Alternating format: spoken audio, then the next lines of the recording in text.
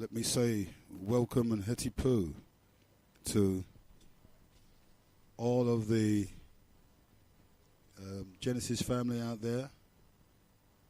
Get a bit of volume on this. It's a privilege and pleasure to be here with you once again to share ideas and concepts with you that we can develop along the way that the predecessors intended us to be.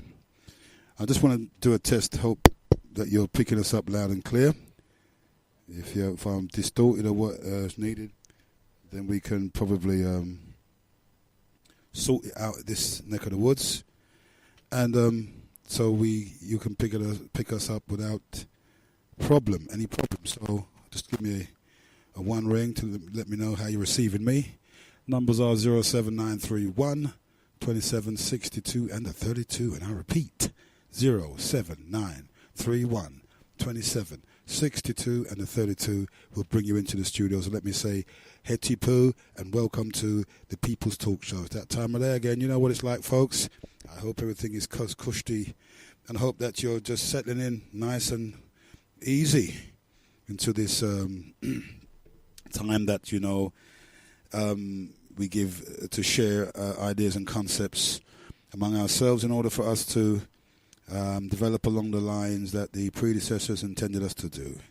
And so we can be what we need to be in this time, and, we can cite the needs of our community, and not only just cite the needs and point out the problems in the community as we do all day long, and people even make a house out of that and go a bundle on the fact that they can point out issues in the community. We're just not interested in just pointing out issues in the community. When people will ever understand this? We're not just interested in pointing out the problems in our community. We've got to get away from that, because we can't do, and you know what, I've always said it, that these blacks today are one of the most impotent and weak compared to what our predecessors have been. I think we look for the easy option, and we want to opt for going cap in hand to the governments instead of building a civilization that the world would that the world would be astonished of. We have to be builders like our predecessors. And I often say, when all these things was happening today, why are this generation of blacks are opting for the easy option?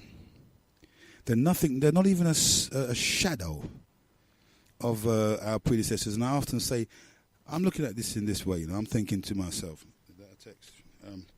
I'm thinking to myself, this act of reparation, whatever they want to call it, how come Marcus Garvey didn't ask for reparation? How come the slaves, right after emancipation? Thank you for that text, sender 104. Good day, Heru. You're sounding very low. Heru, can someone not believe in it? Okay, I'm sounding. Is that a text for today? Let me make sure that's the right text. Oh, no, wrong one. Sorry, I thought as much. Text sender 425 says, "Brother Heru, keep yourself alive." Genesis. Oh, what's this? Pick you up loud and clear, Heru, but sad. No. Don't be sad. Listen, happiness, right? Happiness is a thing that should not rely on. Happiness is a thing that should not rely.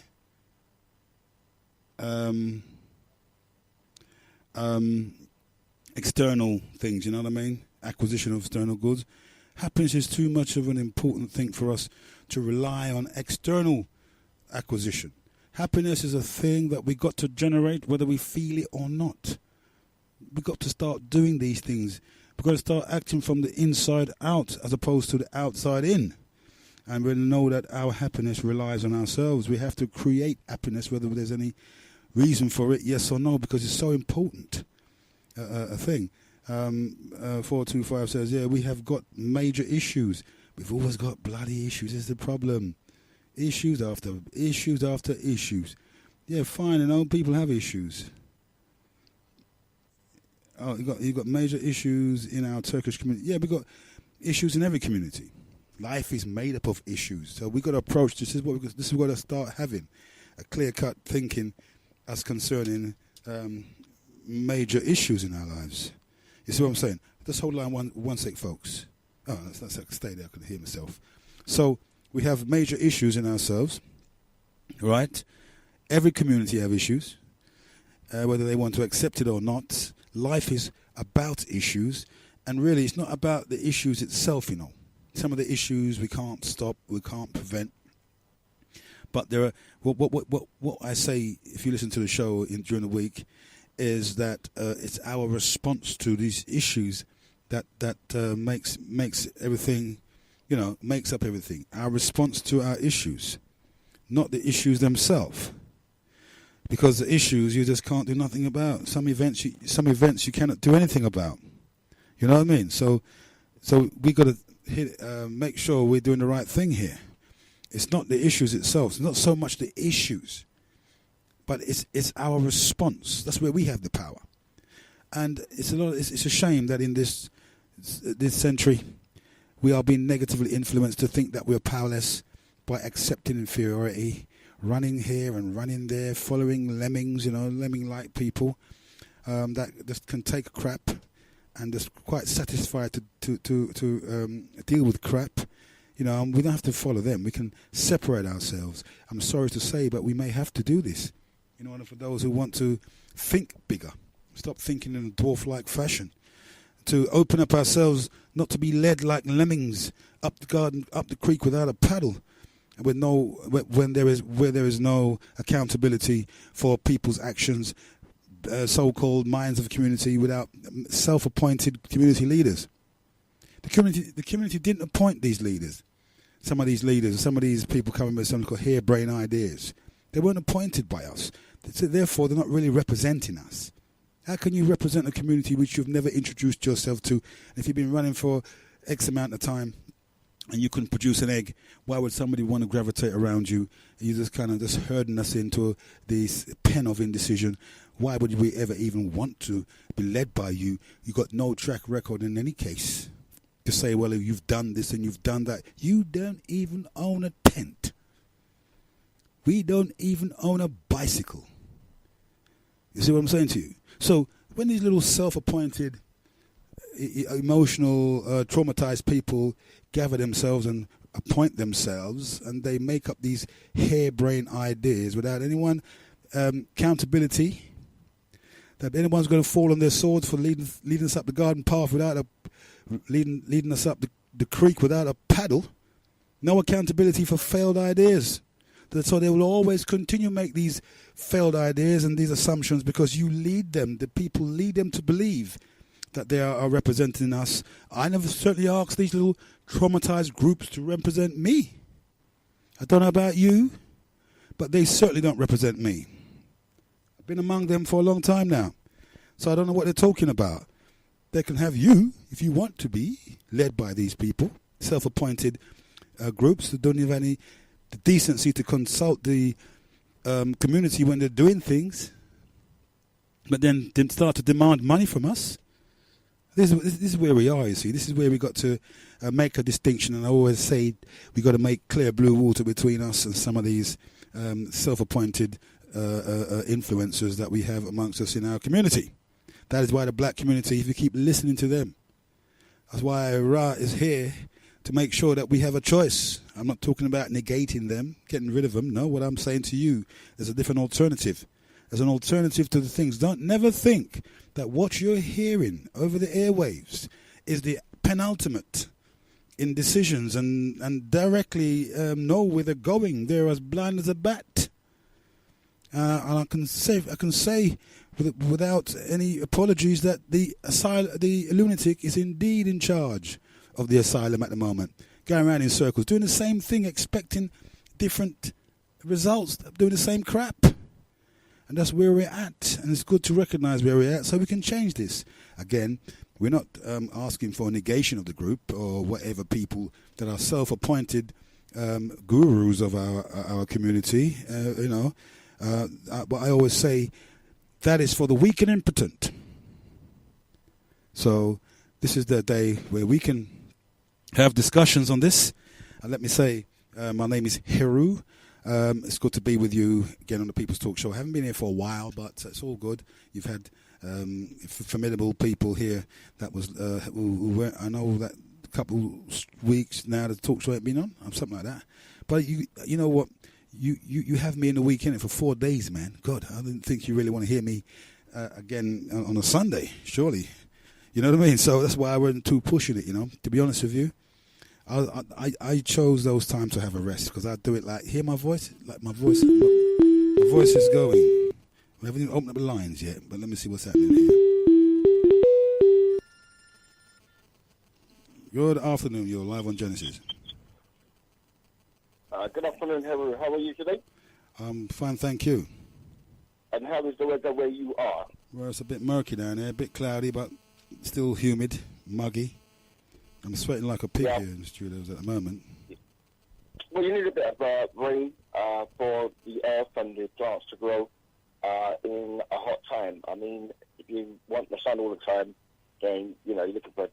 So give praise and thanks for, a break in the weather.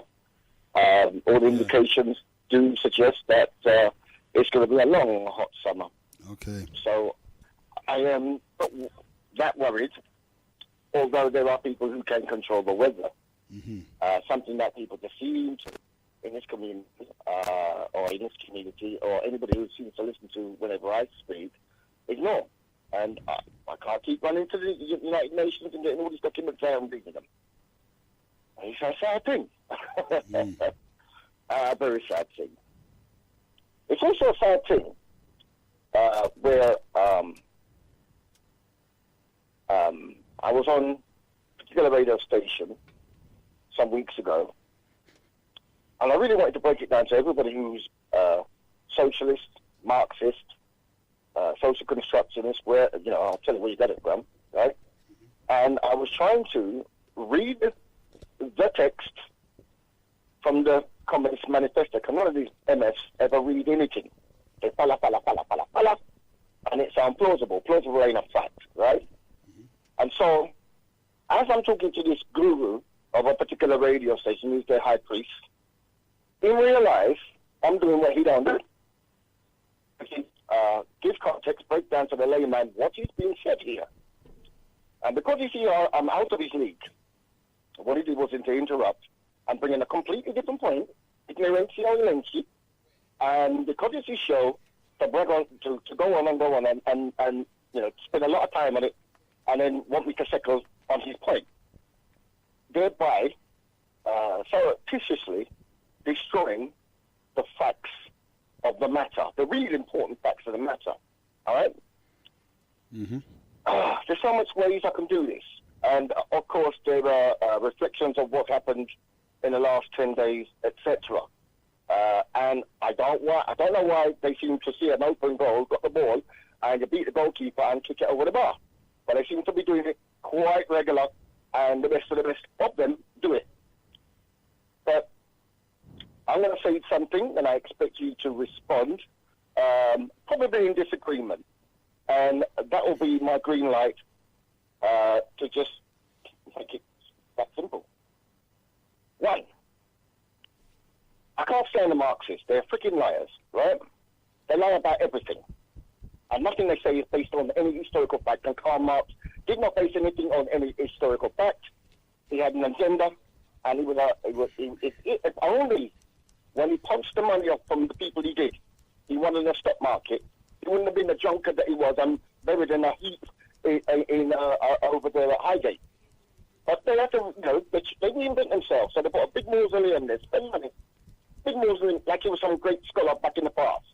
And I can break that down. But we're not going to go there. I'm going to say this, which is quite true.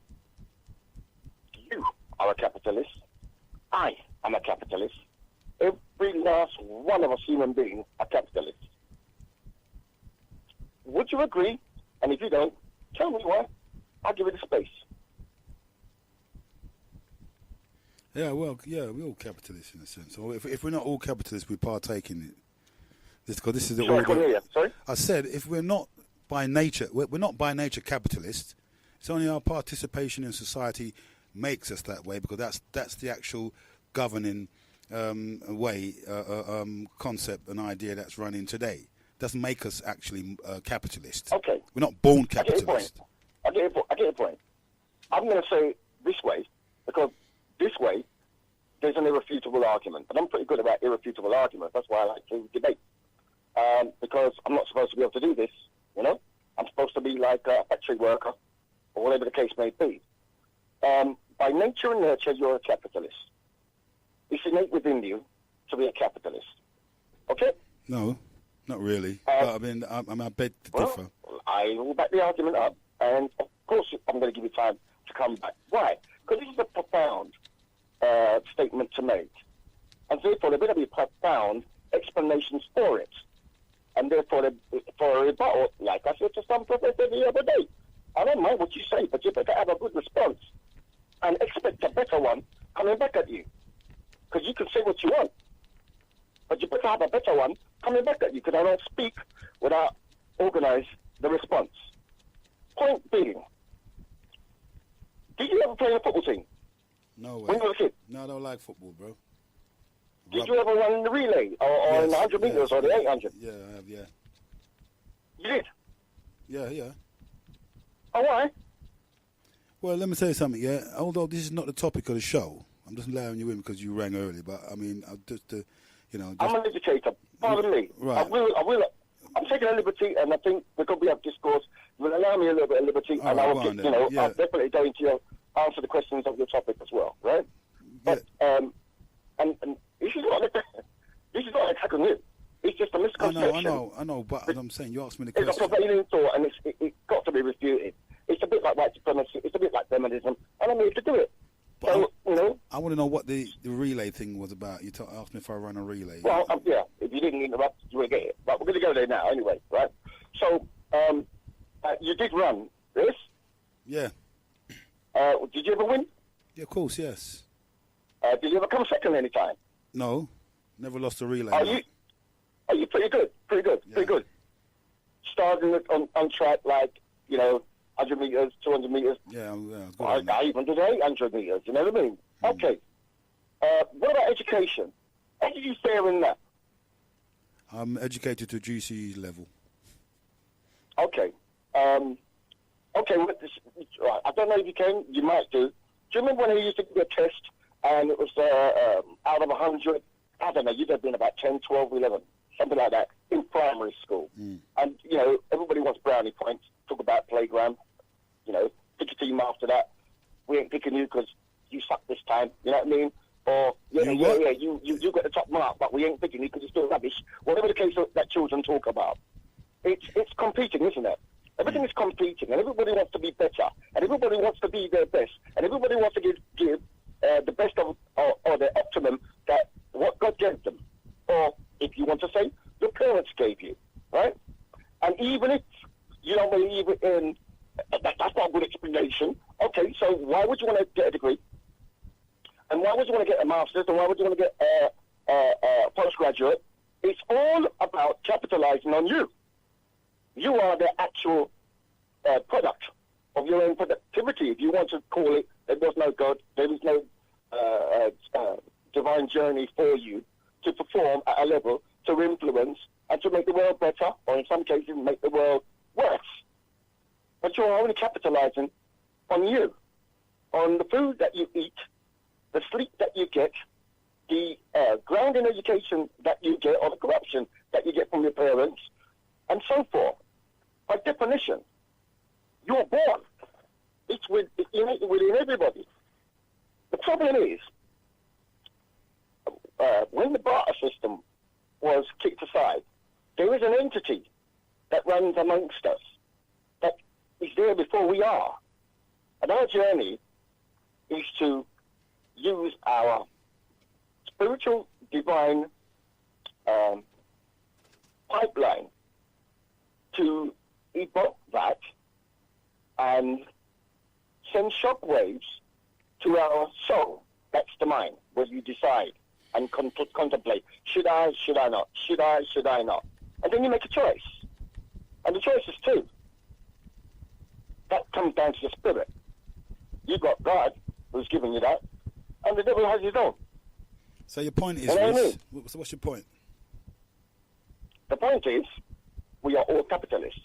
So where do Marxists and all these socialists come up with all these rules that when you capitalize of yourself, just because you were disciplined enough to love God, your family, and look for your friends, yourself, your family, your friends, and your neighbor, by extension your community, and by extension your nation, to defend your nation, and then your neighbor, and so forth. When do they get off on saying, that's wrong, we need a governance of corrupt men to say, no, we're going to take away the wealth that you've got, and we're going to distribute it to people that didn't want to listen and capitalize off their own intelligence. Oh, yeah, but some people never got the opportunity, so therefore we got... Well, hold on then. Let me ask you this. You don't owe strangers anything, do you? Yeah, but do you personally owe strangers anything? No. Well, listen. You know, you've been on for about what? Maybe say 2-3 minutes, yeah. Well, Sorry? You've been on for a little while, yeah, and I'm still not grasping your argument. You know what I mean? The argument is, I'm trying to make a thorough argument. One, we're all capitalists. No, well, right? That's opinion. So, that's your opinion. I think it just gave a good explanation. Yeah, If but it doesn't mean... Yeah, but it doesn't... I'll listen. Well, actually, We're I'll tell you what. People. What we're doing, well, let me we're not finish just having a conversation, we're educating the listeners. Hold on. They think, that sounds interesting. I know, but hang on 1 minute. You see, you're enveloped in your own verbosity because we're saying that it is your opinion, and you was quite shocked after your explanation, thinking that what you've explained would automatically make us capitalists. Well, it doesn't, because that's just your description, what you just gave, and you know, it still beggars belief, because at the end of the day, it's not proven. I mean, we're not born capitalists. And then again, furthermore, capitalism began with a different culture. It's not black people that invented capitalism. You know what I'm saying? So, yeah, but when we ruled, we were quite happy to barter, right? Because we believe we don't. Capitalism is the capitalism is the exploitation of robbing people. No. This is the point. What? This is the point why I did this. I knew I was going to get your argument. Now, if you want to expand on your argument about exploitation and stuff, I am happy to listen to it, and I'm happy for the crowd to say, yeah, that's true. But you know and what? I'm going to tell you something that's going to shock you and floor the yeah, that's true crowd. I'll tell you what, so, this ain't going to be the show for that, Reese. You know that. It's not going to be the show. Come on now. Hang on a minute. I didn't, yes. If anybody wants to participate in that, they're free to do that, and we will open. You should do it. No. Hang on a minute, because it's not relevant to what I've brought in today. Something more relevant. Okay. Like, you know, what one brings is the deaths and the riots. So I want to hear a bit more about what happened. I've got 3 notes here about that. But hang on a minute. So not like that. Let me finish opening up first. And when the line is opening up... Sorry, I didn't know. No, I haven't even a chance. When I open up the line, sorry. Yeah, you know what I mean? I didn't know. No problem. Just come up and then you can do your thing. Man. Sorry. Yeah, no problem. Respect. Yeah, cool.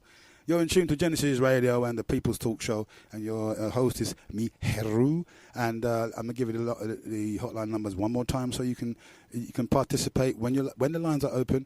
Numbers are 07931 27 62 and a 32, and I repeat 07931 27 62 and a 32 to bring you into the studios. If you can text in on the number, you can call in on that number, you can do anything you like with that number.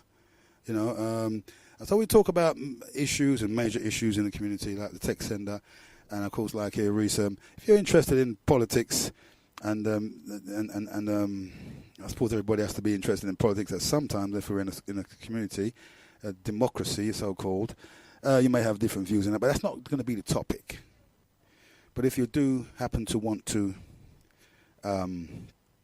elaborate on that at some point, if you know when we thrash this one to pieces, we can always bring that in as a second line of argument after we thrashed out what I'm going to say about the topic today, which I felt I sort of thought about things. And you know what I did? I went out and I bought some papers. You know what I did? So I began to look Well, let me first say, rise up to all of the management and technicians and all of those engineers, and of course our presenters, both music and talk show presenters, that go in to make up the formidable team down here. What we have here in the Genesis neck of the woods. I hope that everything is cushy, everything's all right to the presenters, the hard-working presenters, the sacrifices and time and all that and money that you invested in Genesis. And of course, we love the Genesis audience. Some of you have been brought up on Genesis for years and have not left Genesis. I know that I was a bit of a prodigal son, as you know, and I've ventured. And got my wrist slapped. I was fooled into some organisation that purported to be whatever they did, but I got my wrist slapped and I got jumped on attack. So I thought I meant to come back home. That'll teach me enough respect. So anyway, oh yeah, Heru, you always moaning. Yeah, all right, seeing, but at least I'm not saying I'm this and I'm that though. Anyway, I just wanted to say, rise up to Rose, Sister Rose, who's going to be here with us maybe tomorrow. A lot of things happening tomorrow. Because I just want to read out something for the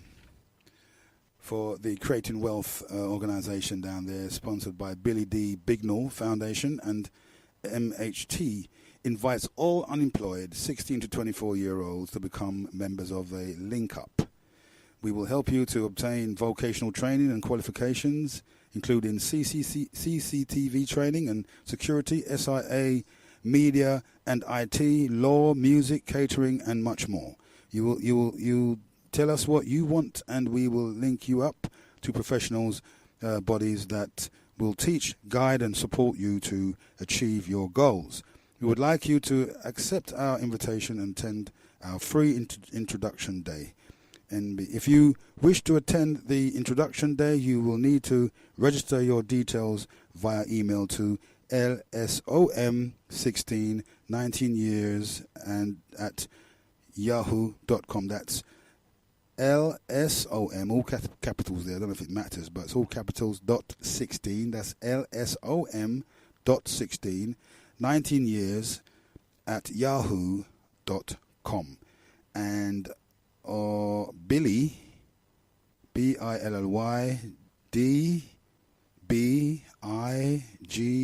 DBIGNELL, that's Billy D. Bignell,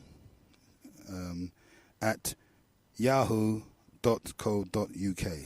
Telephone number 07984 654 528. And I repeat, 07984 654 528 and or 079 307 44692. That's 079 307 44692. Stating your full name, address, contact number, and email address. Your future depends on you. So all of those 16 to 24-year-olds who've recently left school for a couple of years now and still finding things hard,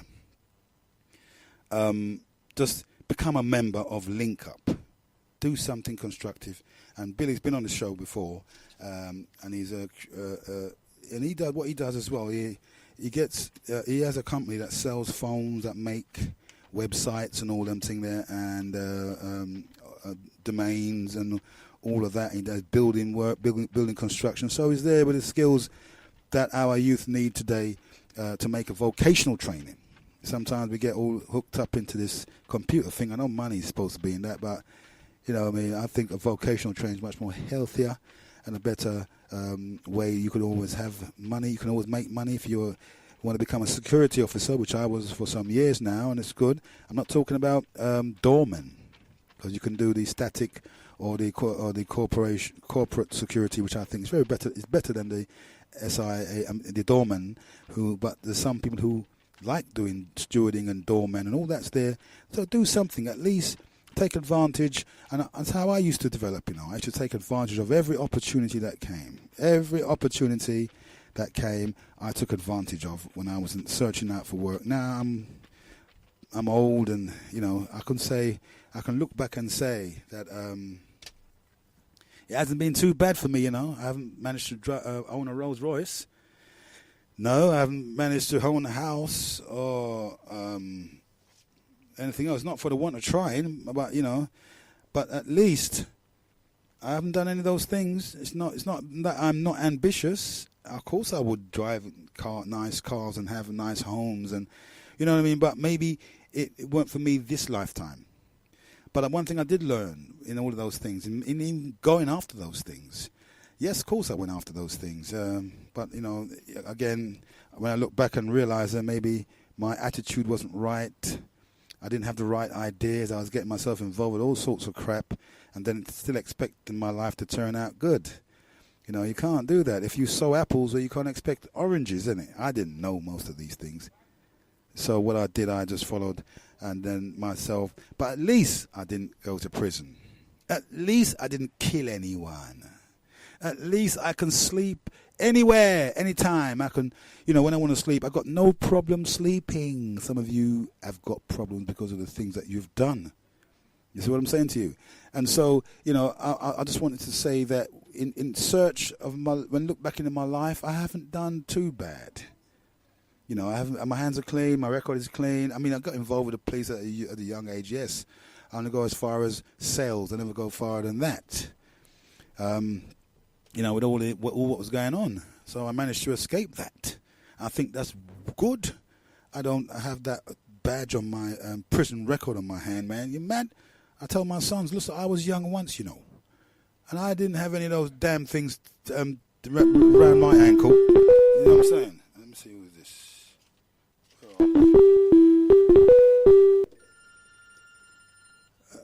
You're live on Genesis.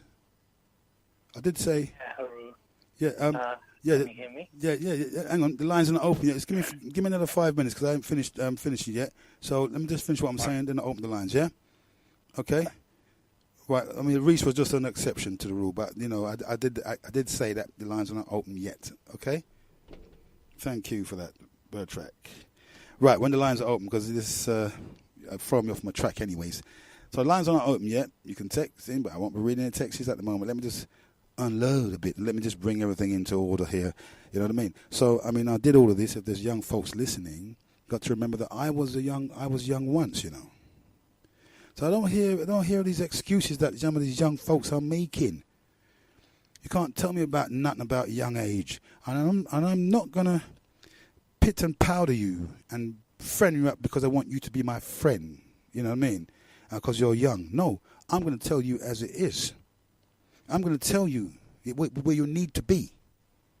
And some of the places where the young people are today, you don't need to be in that place. My mum used to whip me 24/7. My dad used to do the same. Well, my dad never used to beat us that often. But my mum made sure, and it did include whipping. I'm not suggesting that you should beat your children up. No, but I mean, I had what I had when I was young. There was nothing in place to say my mum was abusing me.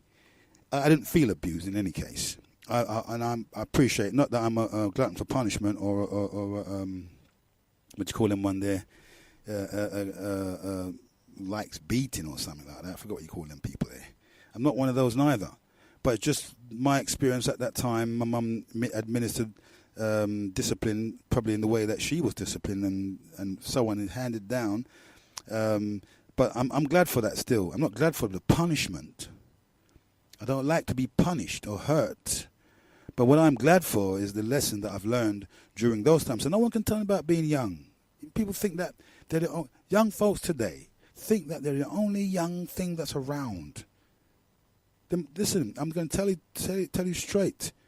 If you don't listen, if you're not willing to listen, then you must feel, innit? You must feel. Some of the attitudes I've seen young folks today, boy, I'm glad I was never like that. I'm glad none of my children grew up like that. So it does work. Those attitudes where you see some of the young folks today, like they know everything, they don't know nothing, just come the other day in the sense of chronologically, you just come the other day. But I know that within you there's a spirit that's probably old, and carrying back some baggage of your previous lifetime. What makes a murderer a murderer? Then this is what it's all about, see? So anyway, I don't want to rattle on that. I'm nowhere near the point.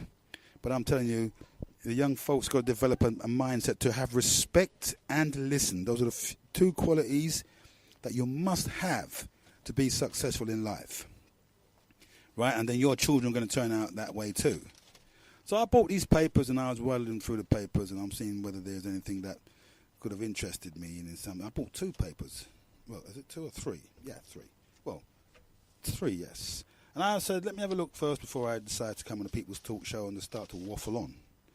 I decided to look into them and see anything that relates to us.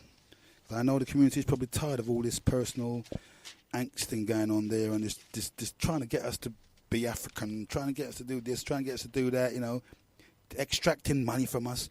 I said the community must be a bit tired of this. You know, being spoon-fed. I looked on, you know what I bought? I bought the Sunday Express. Right, $140 for it, you know, I'm just letting you know, I spend money on you, see. And just on the front page of the Sunday Express was Diana. I begged the Queen for help in vain. There's a picture of Diana, I'm thinking, poor Diana. You know, whatever conspiracy theorist is that about, she's been killed by the Queen. I'm thinking, no wonder our young people are acting in the way they're doing. If the big people are murdering people, you know, illegally, then the younger folks will follow suit, innit? It's not rocket science. So the society, the Western society, and it has to be held to court, held responsible for the way that these young folks turn out today. And that's what she said. She was begging the Queen. I begged the Queen for help in vain. Didn't read it though. Just little headlines there, and then then the next page of what's BT's £600 million plan for Internet Britain to become a reality. Don't know what I mean by that. Millions of rural homes will finally get high-speed broadband after BT offered to upgrade the forgotten 7% of the nation by 2020, writes Camilla Tomney. Big deal for that. So we're going to get faster and faster and faster, heading nowhere pretty quick. So that's that, and then I look down. Victims force the courts to toughen up soft sentences. See what I mean? Toughen them up and keep you locked up for a longer time now. According to that, toughen up soft sentences. You don't care about the rehabilitation, although we know that jail meant to be a rehabilitation, but it's like a joke, innit? It's like a holiday camp in there. People can go in and out. The only thing you got to worry about is it's going to turn you gay. So all of those bad men with gun man there, better watch out. You want to come gay? Well, you can keep going to jail with all the men losing out the use of a woman. That's pretty harsh. Such a young age. You've been in so much man, you know what I mean, round you. The next thing you know, you're looking at a man in the shower thinking, ooh, you know, because you don't have a woman anymore. You keep going into these institutions that don't have women. What do you expect? You begin to lose the use of a woman. You begin to look at a man's backside and think, ooh, in the shower. Or someone turns around and beats you up and rapes you inside. Is that the kind of environment that you want? You've got to be sick in your head to do the things to get you involved in such nasty, dirty environment like that. But you love it because you just keep doing it like an idiot. But maybe that's what you like. So you carry on killing and stabbing and shanking and robbing and selling all your life long. See, you must listen to what to what people say. Listen.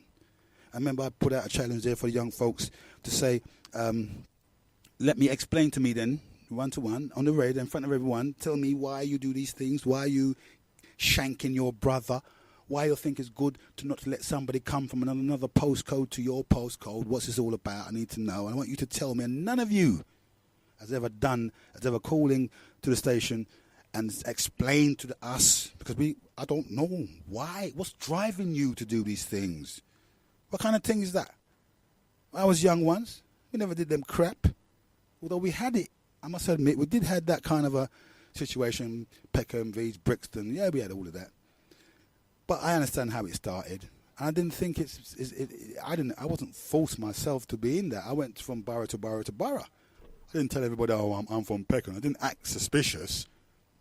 So I don't know. They can read the youths, you know. I don't know how they manage it, but they can look at another youth, and I don't know if it's colours or something, because in America it's colours, isn't it? But you can look at another youth and know it's not from his ends. I don't know how he does that. He can look, maybe it's the way they walk, or wear their certain things. And he's from Brixton, or he's from Brixton Hill, or he's from the 27s, or he's from PDC, or whatever the case may be. And he's from North, or he's from East, he's from South. So the youths do all of this, and they haven't given us an explanation why. Because it ain't good, so why do they partake in it? So I leave that open as well. Maybe in the course of this show, you can call in and tell us. And I know it's not going to happen. I know no youths, if they're listening, going to be calling in and letting us know what it's all about. Since we're ignorant, we're adults, we're ignorant. Well, my youths are not on that tip. So I know they don't have to. My youths are not on that tip because I educated them against it. I tell them, say, listen, forget about this man thing, what a man. I said, what happened to the people? When someone start falling in love with themselves. You know what I mean? You might look at your brethren, oh, I fancy my brethren. Because every minute you see him and you're sleeping in the same bed as your brethren. You see what I'm saying to you? Next thing you know, you're having an erection for your brethren. How can you be doing these things, bro? Why is all this man thing going on around here? It frightens me.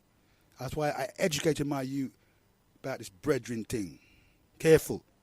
Anyway, so I looked on their victims. That's why. So they're going to be toughening up some sentences for you. I understand that what they're going to do, they're going to be bringing back was it inscription or something like that, where you're carted off to a boot camp. To be honest with you, that is what they need to do.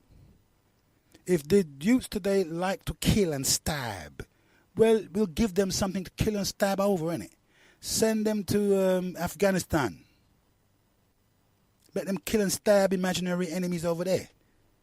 If they like to shank, like to shove, bust gun, you know, they can only do that on themselves. They can't take. Let me see them. If they were really bad, if they were really, really bad men, and not only eating up their own community, and think that they're anything, well, what are you going to say? If the government decides to, and we're not going to allow that though. But what we're saying is this: it's not an option that we can opt for still. But we're going to say to the government, listen, if you would allow us to run the thing, our youths wouldn't need to be shipped off. You wouldn't have to spend any money shipping them off over to Afghanistan. Just give us the resources and where we can build the institutions and take care of our own children in our own home. We can train them. We can, show them the right way to go, and they don't need to go and sell drugs and stuff like that and get killed in the process. You know what I mean? It's economics. So, give us the resources.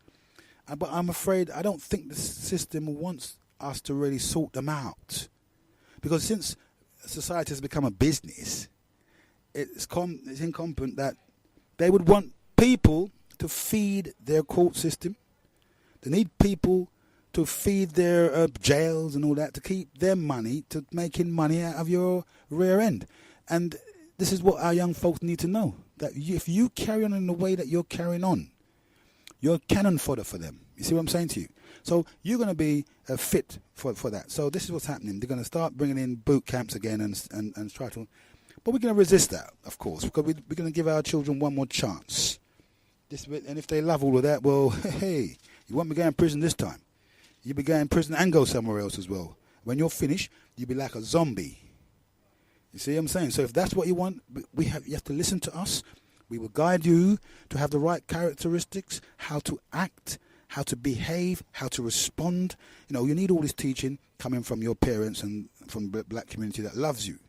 We don't want you to be carted off to any boot camp where you're disrespected and used as cannon fodder in the army, in their wars. We want you to listen to adults. We want you to say, okay, and we can show you the way. But one thing you must keep in mind, there's no such thing as instant gratification. We're not going to promise you that in a couple of weeks you can have a Nike. You can have this, or you can have that. You can have this or that or that. No, we're not going to promise you that. But what we will promise you, like myself, who's never had any of those things, not I don't know what anything good is. I know I have good things, but one thing I'm glad for, I haven't got the desire for them kind of things there. When I'm driving in a car, for instance, I think of it as an artificial environment. It's very artificial. I can't stand that. And I'm in a car, I used to think, got me set on, and I'm blasting it out, and I'm not feeling any engine. I'm just A to B. You know what? I used to, if I wanted to go to the shop, I used to jump in my car. I'm not even gonna lie to you. I used to jump in my car if I want to go down the road to go to a shop, and if I could jump in my car to go to the toilet in the night time, I would jump in my car to go to my toilet. Because I said to myself, why would I have a car and walk? It don't make sense to me. My car's parked up outside my gaff. Yeah? Why would I want to walk to go anywhere? I'm getting on, putting on weight like I am now. But even worse, because I was eating, jumping in my car. So the only time my foot would see the ground is when I come out my car and when I go into my bed. It wouldn't even see the last thing that my feet see is the floor, isn't it? But, from the car to the house, then straight onto the bed. Take off my clothes in the bed. So there's no real time for me to get any exercise and all these things. So the artificial environment, I didn't like it at all. It was too artificial. And the people don't realize it. And you know what as well? When you're in a car, you think it's good? It's not good. Because the only time you really enjoy a car is when somebody else is driving, not while you're driving. I mean, have you ever had this? Someone says to you, oh, you've been on the road all day, and someone says, boy, hey, give me a lift for one more. Somebody's thinking that because you're driving, it's no problem if you take him to Battersea or North London, and you remember you're in South, You say, you must be having a laugh, but why do you say that?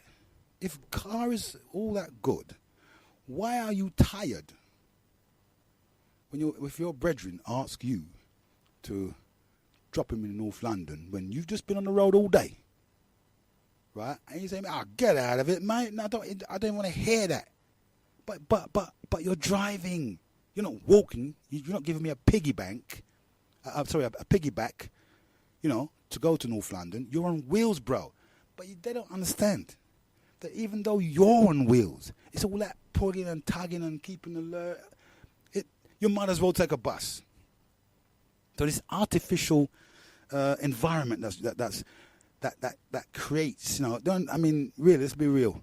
When you have a car, you can show off on the bird, innit? You can just bust a little flex on the bird, innit? Like, yeah, I'm pulling this, so you can put on your sweet music and sweet her up because you know what you're after, ain't you? So it's like you can use it that way, I suppose, and there's nothing wrong with that. Birds see you pull up outside a gaff with a nice car, you're bound to be on it, mate. Trust me. So, you come up all suited and booted, well, you know what I mean? And you go in there and you come out, yeah, hey, you know what I'm saying? There's all of that too. But even that's artificial. It gets you in trouble. No one can see your car parked up anywhere. I mean, a bird always says, right, I know his car, I know his number. And she walks down the street and says, oi, it happened to me once. Oi, once I saw my bird, she saw the car parked outside somebody else's gaff. And she creeped in and she waited next door watching me. I didn't know she was watching me. She saw my car. She knew my license plate. She knew my car anyway. And she's watching, and when she see me in there for hours, obviously she know what I was in there for. She went and picked up some rubbish. She managed to get my door up. I think I didn't lock the door for some unknown reason. And she filled it full of leaves. All of that and the dirt, and I let her in there. It rained. And I thought, when I come out, I saw it. I thought, And she knew what house I was in. And I thought, look at all of that. And it's all of that, you see. But anyway, that's just what artificial environments do for you. We get all. So I looked on again and I saw another page, Hollywood and royalty can go together, whatever that means, and revamped guides to launch apt badge. So there wasn't really much, and there was that thing about the Queen again, a fairy tale, but just one cornetto. Day Willie crashed her party. It's all about the Diana, I used to like Diana still, She was a beautiful woman. She looked the business. I don't know how they got that old woman, Camilla. I don't know. Well, Charlie must be out of his box, bro. But whatever it was that he didn't like about Diana, you can see him looking at her when she's dancing with her, looking at you, bitch. He was probably saying, sorry about my French. I see it on the Daily News, Daily Express, or the Sunday Express rather. She had a nice picture of Diana and Charles dancing. I remember when they got married. I remember when the two little boys were born, and look at them, man, they're big men now, and my life goes on. You know what I mean? It's a sad case. Diana loved Charles, yes, but Charles loved another woman. It made her sad, and she knew Charles wasn't for her. Then why did Charles get married to her in the first place? What happened to her? I don't understand that. From Charles picked this woman, a woman picked Charles. I don't know why it went, but you can see Diana knew. She knew all the time that he was in love, and it made her very sad. The picture of her there, very sad, poor woman, and they decided to kill her, murdered her. And how does that work? If the head is bad, then the body is bad too. Fears over painkiller as addictive as heroin. Now you're talking about that now. It's all tabloid news, isn't it? 30,000 Muslims pledge support for Britain. More than 30,000 members of a Muslim sect will pledge allegiance to Britain. The line is not open yet. Who's this ringing? The line is not open yet. I'm not gonna answer that. Let me just finish what I'm saying, man. Well, I'm the count walling the sway. Hold sway, bro. Hold sway. I ain't answering. Hold sway. What part of the lines aren't open yet? Don't people understand? It means the lines are not open yet. Just give me a chance to unload, bro. I mean, you're going to have the floor, you know. You won't be hearing much from me after I've unwrapped. I'm giving you a chance. We have 4 hours. So relax. Let's warm in nice and easy. Wait for it. Wait for it. Come on, let me continue. 30,000 Muslims pledge support for Britain. More than 30,000 members of a Muslim sect will pledge allegiance to Britain today in a bid to reverse the negative image of Islam after terror attacks in London. But you do that in any way. When you go for your, what do you call it? Your citizenship, you do that anyway. When you join the army, you do that as well. Because you've got army people, liberation groups, that have pledged allegiance to the Queen because they've been in the army. Have they done away with their allegiance? I don't know. That's something to think about. But that's what happened. 30,000 Muslims. I looked further and I saw Britain isolated elderly. Under 5% of pensioners expect to live with their families when they need full-time care. Wow. According to a survey. Now, this is where we come in. I was speaking to Sister Rose, and she's going to be here tomorrow, so it's worthwhile you tune in. We've got a lot to talk about. She was saying the same thing. She said elderly are being ripped off, isolated. Some of them feel not being informed properly. We have a elderly situation in our black community as well, and we're unemployed.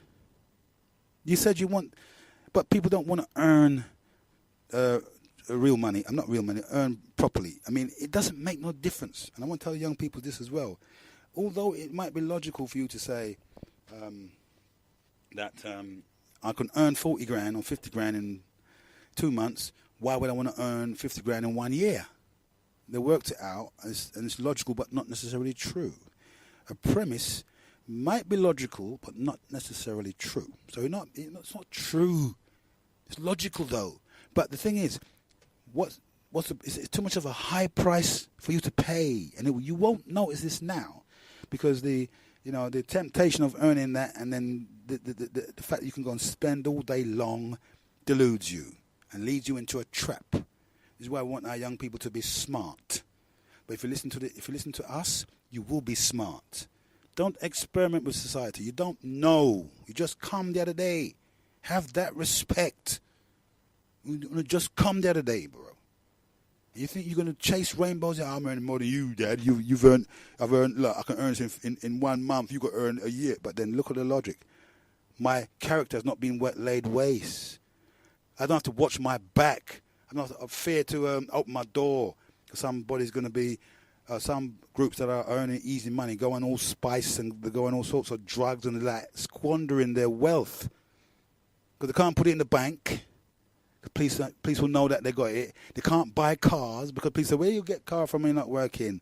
It's a catch-22 situation. So what we're teaching the young folks today is to be wise. Penny wise and pound foolish, or just be wise and stop being foolish. Work it out for yourself. It's a trap. Go for the character. Don't go for the material wealth. If we say to you that we're going to make you have a good character, you did nothing wrong in earning wages, wages every year or whatever. Nothing wrong with that. You see, because you don't want to have your character laid waste. You become a prisoner of your own consciousness. Nobody wants you. You can have all the training in prison. You can come out and start your own business. But if you've got that criminal character, that murderous ideology, that little rapist and little, you know what I mean, horrible, nasty character, nobody wants you. And don't make the community turn down on you. Don't let us have this vigilante where we're fighting our own children. I never want to shed the blood of my own children. Never. I told my children that already. I don't beat my children. And they tell me, yeah, Dad, I recognize that. Yeah, but listen, I don't want to shed the blood of my children. So don't try to force us into a situation where you becoming like a wild beast, going to turn down on your own people and may have to end up, vigilanteing you. You know what I mean? It doesn't make an ounce of sense. We don't want to end up in that kind of thing. But if we find out you're going to kill us or do us some harm, then we're going to have to defend ourselves, and it's a madness. Let's not go down that road. You understand what I'm saying to you? Let's not go down that road. So just behave yourself. Listen to what we're doing, saying. I know perhaps you look at us and say, what you got to offer? Oh, you haven't got nothing. You're going to offer us poverty. Oh, you haven't got a house. But those are not quintessential things of our existence. Don't you see? We have much more better than that.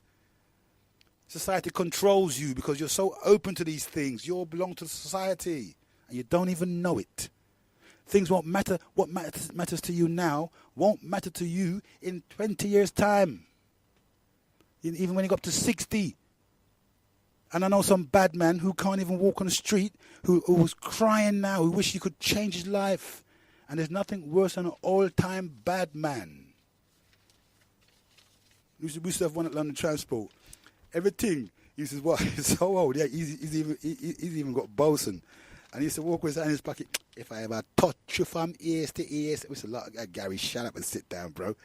Hey, if I ever touch you, you see.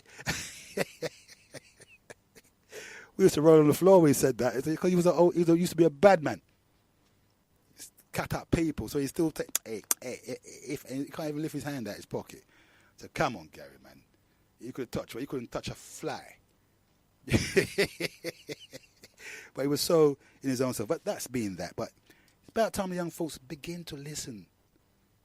We're not going to befriend you. Some people want to friend up the youth them. I'm with the youth them. You know why? They're trying to befriend the youth. We're not befriending the youth. We're telling you the truth.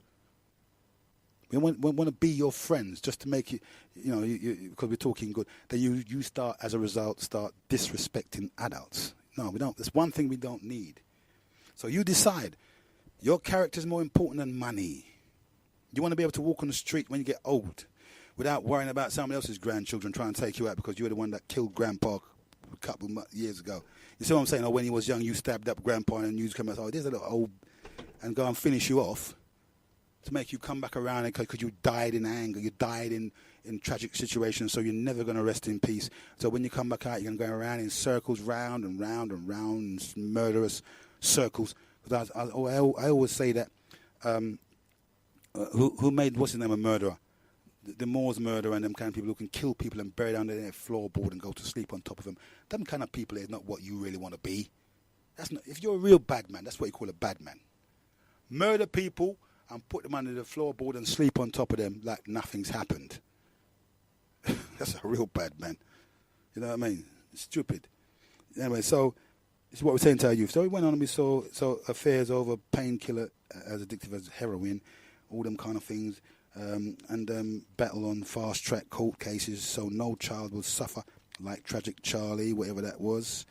And so, I don't know, EU's 2 billion rail hauls bribe for students. All these things are interesting things to us. New bid to expel Red Ken. There's a lot of things happening in this world. I didn't think you wanted to really chat about them. Diesel sales ban seized buyers, snap them up. Cheating Poldark set to shock devoted fans.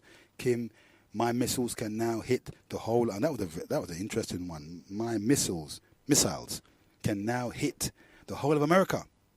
You see, These are the what's that? Them people there, the Korea. You see what they done? You didn't hear the Koreans talking about whatever tragedy happened to them. You never hear the Koreans make a noise. You never know the Koreans exist. Look what they were doing all the time. Now America have to watch them. Now America have got to shut his mouth. He can't chat to these people anyhow. And that's what I call progress.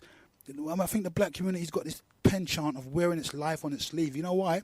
We've got these little negative influencers that want us to, trying to make out on the stage, oh, hello, I'm over here, I've been raped, I've been pillaged, you look what English done to me 500 years ago. And it's all of these kind of a stupid, look what the Koreans have done. I think the West should treat them kind of bad, innit? Murdered half of them, didn't they? You hear them kick? We have to learn from other people. The black community wear its life on its sleeve, wash its linen, dirty linen in public, and expect people to really. And I hear them this morning talking about we don't want nobody to love us. I thought, what kind of madness is this? Well, I know it's a result of post-traumatic slave syndrome, generational syndrome. Saying that in the open, we don't want nobody to love us, we don't care about nobody. Then why are you going cap in hand on Tuesday to the government? That's a stupid thing to say. Who's going to want to support you? You've got to have the support. And this is what I'm going to be talking about as well, the support. For a thing to be heard in Parliament, you have to have 200,000 signatures. I think the last count they had 2,000. No wonder, because you keep alienating yourself with everybody else. If you want support, you can't be talking like that. You need to shut some of those little silly influencers, right, who the community keeps supporting. That's why their calls will go nowhere. Because they don't tell them to quiet their mouths. You got some of the big mouth ones, that just up there flapping off their mouth and making things worse for them. How can you go and air? You're going to go marching on Tuesday. How can you go and tell them you're not interested in no other group? It's an idiot thing to do, isn't it? But this is the wisdom of these people. That's why I don't join them. Anyway, so that's it. So here we have Korea. Now can aim missiles and it can drop right on into America. So America have to treat that with respect. You see what I mean? America have to treat that with respect. You know what I'm saying? Rather than this yapping what you've done 500 years ago. America ain't worried about us. They allow us to yap our mouth so we can keep an eye on us. As long as we're not doing what Korea is doing. Africa ain't doing what Korea are doing. Africa can do that if you want to. It would have to be Africa, not these little diaspora, not these traumatized little people out there with traumatized ideas, you know what I mean? They can't do niche. They haven't even got a slingshot between them, and they love to talk about war. They haven't even got a pea shooter.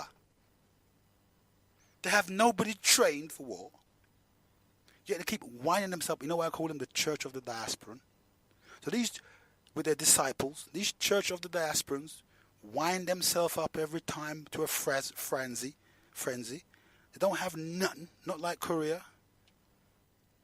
How long did it took Korea to do this? All the people back them. So you're wasting time with little diasporans. That's what I have to say anyway. So that's that. And a bit tanks, and then it goes on. There's a lot of other things, but that fruity solution for royal longevity. That queen won't let go the bloody throne. Get off it. Let Charles have a go, bro. Come on, man. What happened to this woman now? Let Charles have a go. He'll be bloody dead before you. Because she ain't going to die. She's living. Why don't she want to just... I think her mum did it, innit? And that little racist boy, Charles, what's his name? Prince Philip. That little... You remember he said, do they still have tails in Africa, do they? Them kind of talk there, this little racist little... I don't know. But this queen here, get off the bloody throne and let Charles have a go. For God's sake. Flipping that woman, how long do you want to rule? You look like it's some vunk anyway, but at the end of the day, give Charles a go. But I don't think she's gonna. They have to drag her dead body off that throne before she relinquishes it. Greedy woman. don't like her still. I don't like her for what she is, but come on, what happened? Give your son a chance, for God's sake. It's a yard fairs mobs at Carnival after wave of protests. Now we're talking. This is what I'm going to be featuring on. Yard fairs mobs after Carnival. Yard fairs, you know who yard is, the police yard, Scotland Yard, fairs mobs at Carnival after wave of protests. Now, if it's not going to happen, by them highlighting it, it will happen. As a man thinketh, so is he, and so goes his destiny. What happened? You see, violence, and that was the other night, innit? And we were talking about this. This is what I'm going to really feature on today. You know, the fears of violence at the Notting Hill Carnival next month have prompted Scotland Yard to consider bringing in help from outside London to police the event. Now, I don't know if the people that's going to go there had that intention. But now that they've mentioned it, you know, don't get with their way today then. It's not us that's negatively influencing or radicalising. They are radicalising the people. So how come this paper's not in trouble? Or the Scotland Yard's not in trouble? Because to me, that's radicalising. It says fears of violence. They're fair, innit? At Notting Hill Carnival next month have prompted Scotland Yard to consider bringing in high help from outside London to police the event. It would be the first time since the 2011 riots the Metropolitan Police has used other officers to assist in keeping the peace at Europe's biggest street party. Well, there you go. Radicalising the people in. Putting it in their mind. Please just the question killer. So it's on and on and on, and a whole heap of things are happening in the community, in the world today, and that's just the world. You know what I mean? When May when May became PM, she ditched everything Cameron or Osborne had done. It's as simple as that. And so goes on the world. A lot of things happening, you know, in the world as such. And we could go on that all day. And I know that's probably maybe some of the topics that you'd like to discuss. But I have a topic, and if you think that you want to, at any point, break that, you have to find a nice, orderly place to do so. I mean, if we're in the heights of our argument, and I want you to know that we've got to be respectful, and so forth. And that was just in the world. But when I look at the local news, I got the London, and I also got the Voice. I got the local news here, South London Press. Costs 50p. You know why I bought these papers? I was looking for what's going to be happening in our community on Tuesday. I don't see it in the Voice. Let me see if it's there. I'm looking for this March business going on. Via battle, mums loses fight against leukemia. Relaxers linked to cancer. This is the Voice. Lack of BME managers highlighted in a new report. Do you believe in old Caribbean folk myths? And so on. Seeing value. I'm looking at that March. Oh, yes, and feel the vibe for Jamaica's 55th. Community will come together to celebrate years of independence. That sounds really nice. That sounds more friendly. Remember, it's going to be, I think, the O2, right? And Bolt's going to be there, isn't it? And when we give you more information on that as the time gets closer, I don't know when it's going to do it. I'll have to check it out. I didn't really get the information on that. I just bought the paper. Hang on, let me see. The vibe of Jamaica's 55th will transform the heart of Birmingham into a sea of black, gold and green. When did they put it in London, man? Chut. You know what I mean? Why does it have to happen in Birmingham? Everything happens in London, I suppose.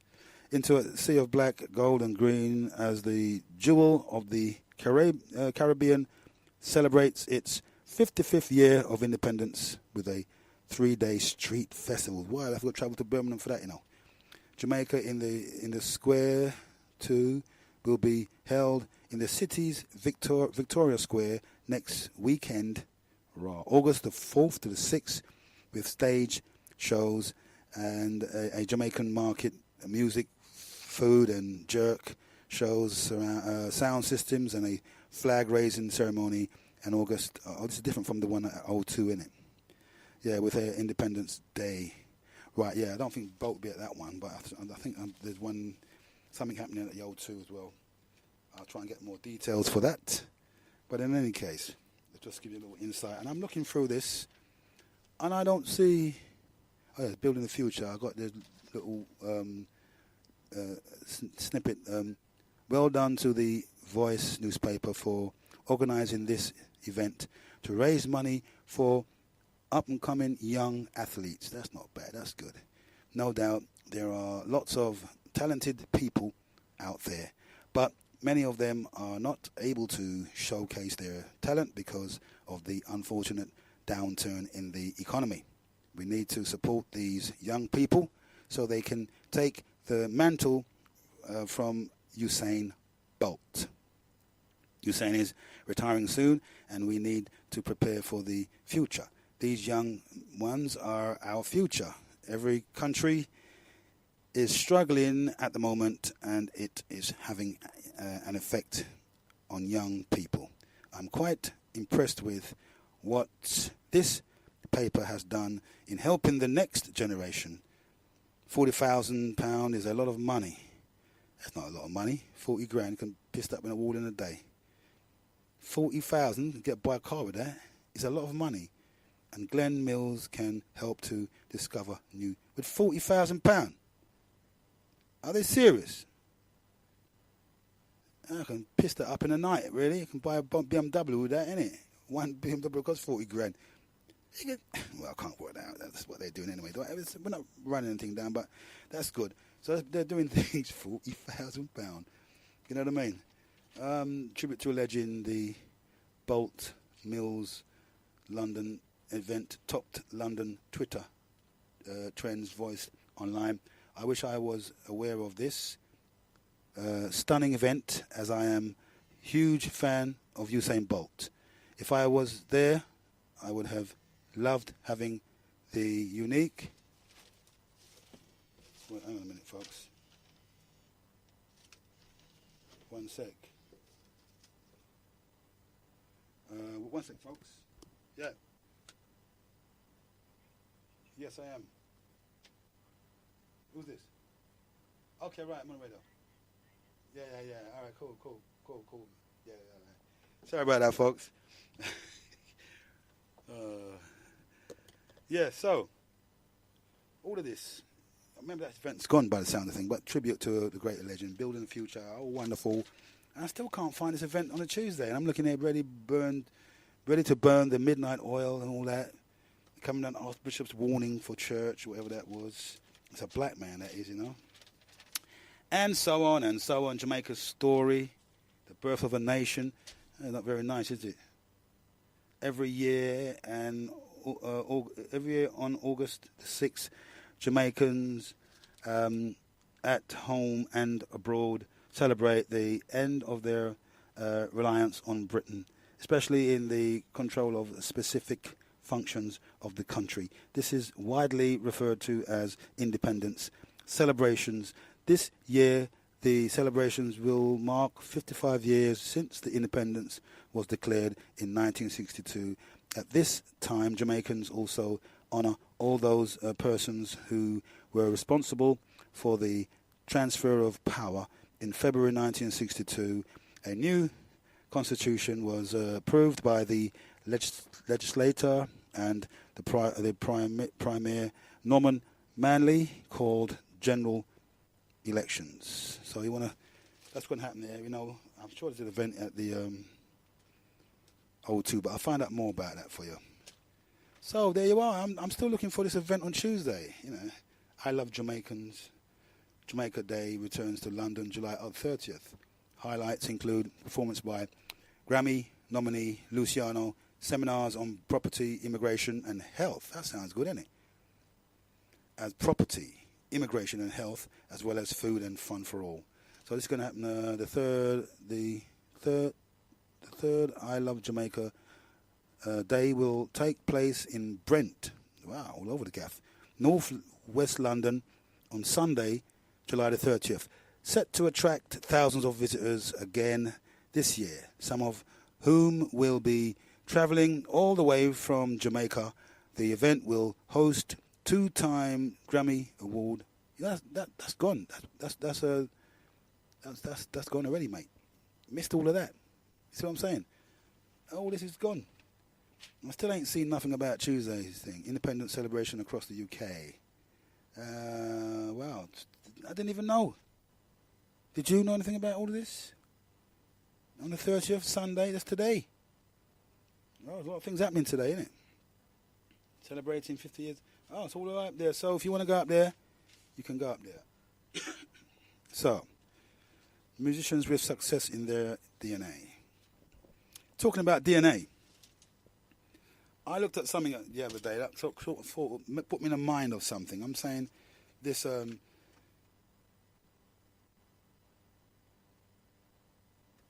this DNA thing, and I think it was called what's happening there?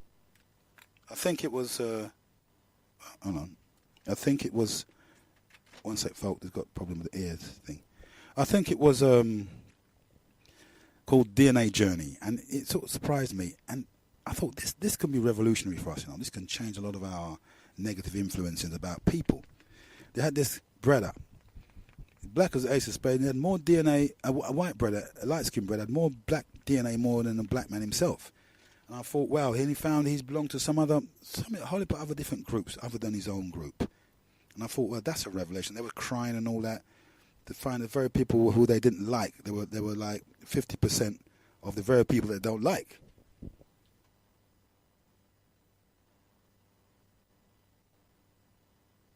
50% of the people that they didn't like. And I'm thinking to myself, wow, what I mean, if you find out that you were, people don't like Caucasoids or Europeans or whatever, and find out that they're more affiliated to them more than they're with black people.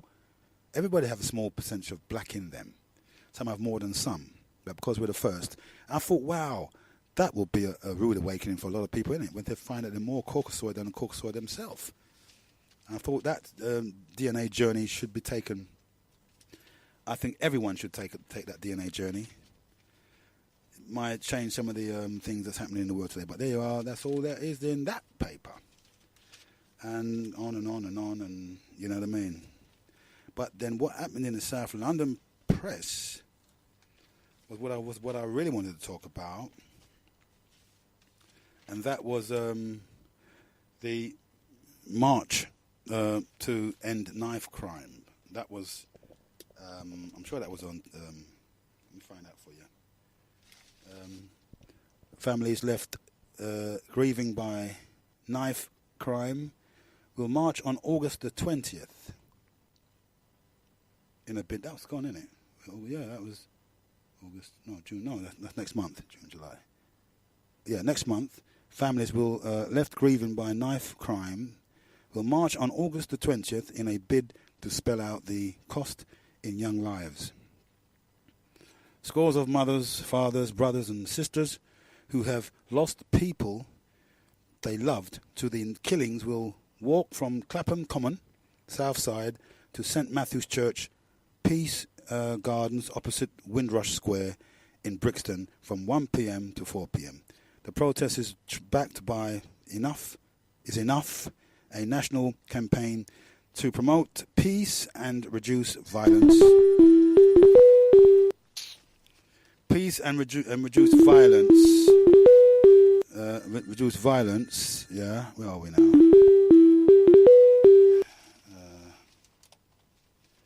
Peace and reduce violence. Enough. National campaign to promote peace and reduce violence one of those marching and helping to organize the event is Angeline Hill, who lost her cousin Luther Edwards a year ago tomorrow. She's also helping stage a day in Luther's memory with Luther's sister near their childhood home at Slade Gardens, 1 o'clock Club, Ingleborough Street, Stockwell, from 12:30 p.m. to 7 p.m. tomorrow. It will feature a coconut shive, tin can alley, bouncy castle, barbecue, sports music, face painting, and support for victims of knife crime. And so that's what they'll be doing, marching in August next month, which I think is good. And I looked through, and I still didn't see anything about this thing on Tuesday. And it says here that the 3 of South London's boroughs have the worst figures for possession of an offensive weapon. Of all the 33 in the capital, the most this glass, oh my God, it's so bad. The latest survey reveals figures from the Metropolitan Police for June this year reveal Lambeth is streets ahead for charges against people carrying guns, knives, and other implements intended to harm. It is the worst borough of the 32 in London, and neighbouring Southwark has the second worst problem, with Lewisham comes third. The statistics are a sign that the fight to cut dangerous crimes south of the Thames is not succeeding. So there you have it, folks. So what do you think about that then? I'm going to open the lines now for you to indulge. But that's the state of the world today. I'm sure you're fully aware of that. And even worse. But I still couldn't find that event happening on tomorrow. It's like looking for a needle in a haystack, isn't it?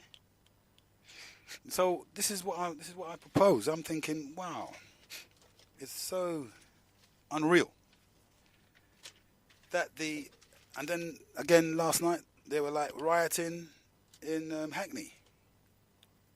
The boroughs were at war. Then before that there was a Grenfell. And the move, and people were crossing boroughs in any case to go to Grenfell. I know a few people went over there to lend support, and I do believe that what's his name, Usain Bolt sent some money to them. You know what I mean?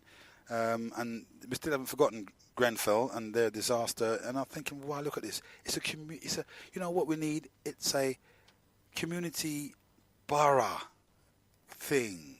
You see what I'm saying to you? We can heal all of these.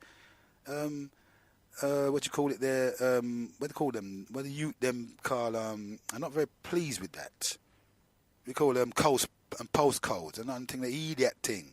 You see what I'm saying? What these youths come up with, right here. And what was happening was they were laying flowers at the Grenfell, and they were being attacked according to people, and I hadn't seen it live. They were throwing acid at people. Some of these, I don't know who it was. I can't really blame the youths because I don't know for definite who it was. Because, but they were saying it was young people with gangs. What's wrong with these people? You know what it is with these people? I think they're on spice, this thing called spice. Make them do all sorts of madness. They've given up on life. They're not prepared to become members of a society. They're going to be filling they've decided in their mind to become cannon fodder for the government. So they're going to do all these silly things. But at that time, when all that was happening, I'm looking at how much different things happening in different boroughs. Like Tuesday, in Lambeth Borough, we're going to have this marching thing going on there, but I can't see any, anything in any of the papers about that. So it's just like, and I know, if you ask my opinion, it's a borough thing. What I'm looking at is boroughs, and I'm saying that what we need to have is a group of members of every borough to form a consultative group. I mean, this is what we should have been doing if we really want to march, yeah, as far as I'm concerned. I'm giving my own little opinion here. Because last night the people in Hackney were like fighting for their existence, bro. They were upset. And I don't blame them. It would be nice if we could have got organised. The minute that happened, we should call this committee that we should create with every member from every borough. One member from every borough, 2 or 4 members from each borough representing all different ethnicities in the borough.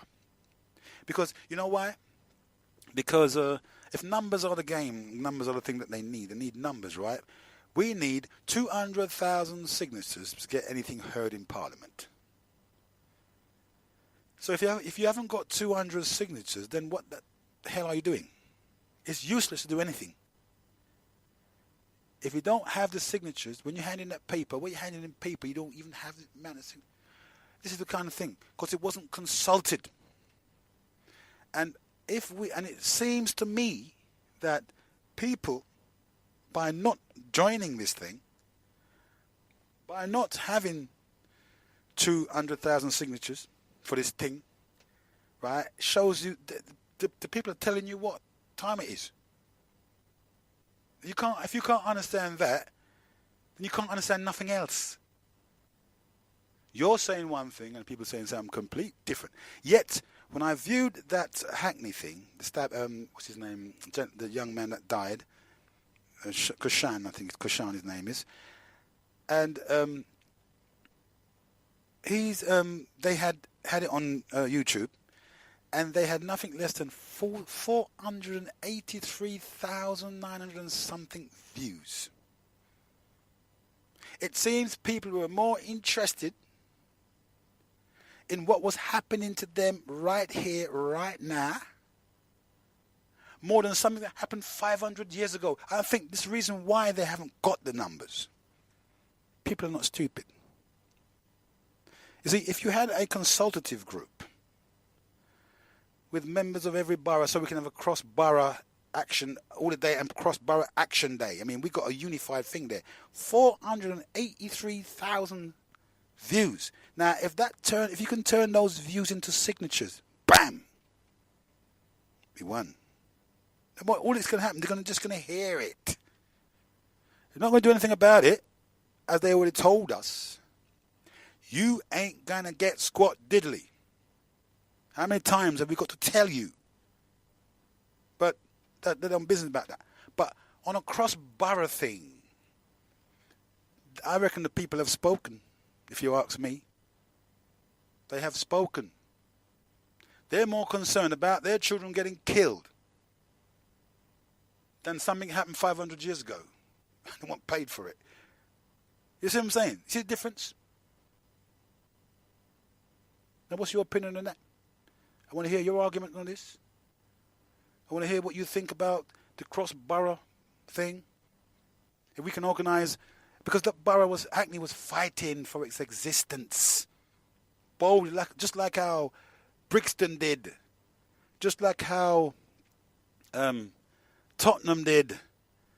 Just like how, we're not even talking about going into the Midlands yet. Do you see how powerful we can be? If we have a cross-borough organisation to highlight and to unify whenever something happens to a next borough, like some police brutality, and yet it's not clear of what happened on that day, and we've got some evidence. We'll be speaking about this tomorrow morning. Sister Rose, she's here. Me and her had a discussion. She cited something. We're looking at that video. I'm not going to discuss what she said. Just leave that for now. Tomorrow, tune in tomorrow morning if you want to hear it. But right now, what we're saying is, the people spoken? They only got 200,000 signatures. And they only had 2,000 signatures. And you need over 200,000 signatures. Is that what the people is that a sign? I mean, I want to know. Let me hear it from you. Is that a sign where you got 483,000 views concerning the young man, is it Kushan or whatever, got killed? You know, are the people talking? What are they telling you when you get this kind of a thing going on there? Let me hear your views on this. I want to hear your views on this. Numbers are 07931 27 62 and the 32. Now repeat, 07931 27 62 and the 32. We'll bring you in to the studios, and you can also text in on that number. Are we barking up the wrong tree? What really does interest our people? What is the real concern of our group now? And what is the group fed up of? It seemed that they obviously... Okay, one sec. Yeah, go ahead. You're live on Genesis. Hello, Heru. Yes. I stopped counting at 17 points, and then you read the papers. I've raised some more. But more to the point that you've just raised. Let me just turn you down in the background. A word of advice. Yep. As my aunt would say, take my foolish advice. Okay? You run a show every during the week. Yep. And I think it's okay. You know, it's engaging, and people can phone in, and you can bump your crowd up. Take 3 topics that are current, that you find interesting.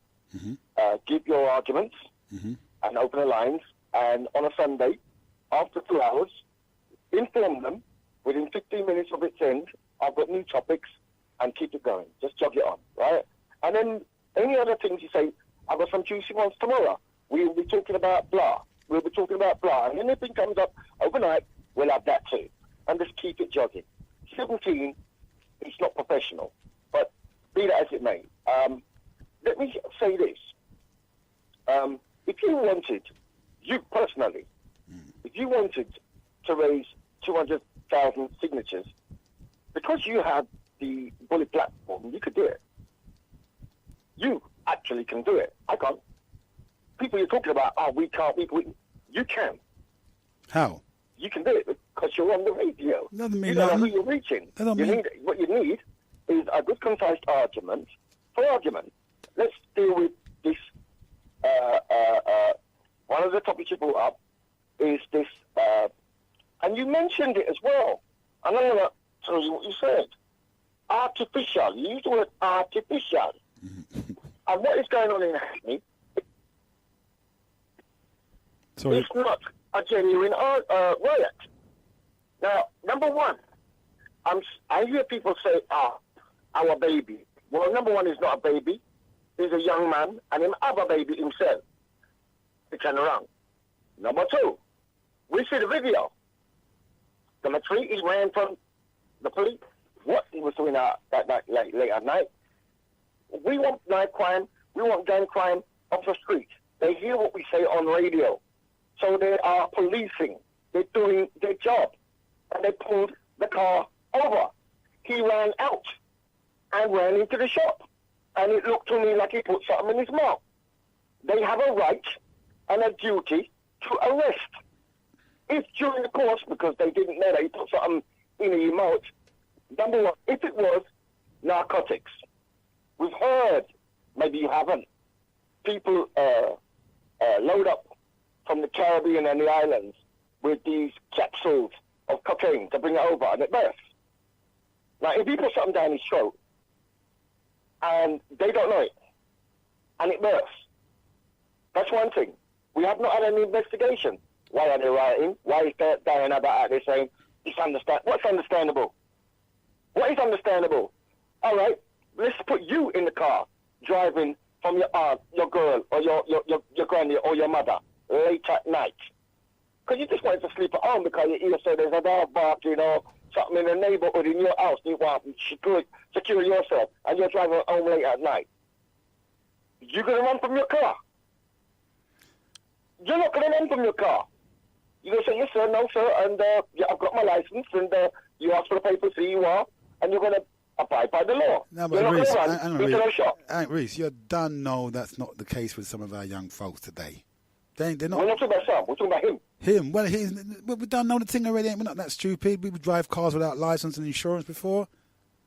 You see what I'm saying? Well, they shouldn't. Well, we done. They Listen, shouldn't. come on, man. You tell me you've never drive a car without insurance or license? Yeah. You see, well, of course. So what do you mean you shouldn't? But with males who are thinking, okay, have you got me? Yeah, but bank to rights. Why? Look, this is what I never understand with African Americans. If you know you throw the 6 and you get away with it 5 times, and one time you get caught.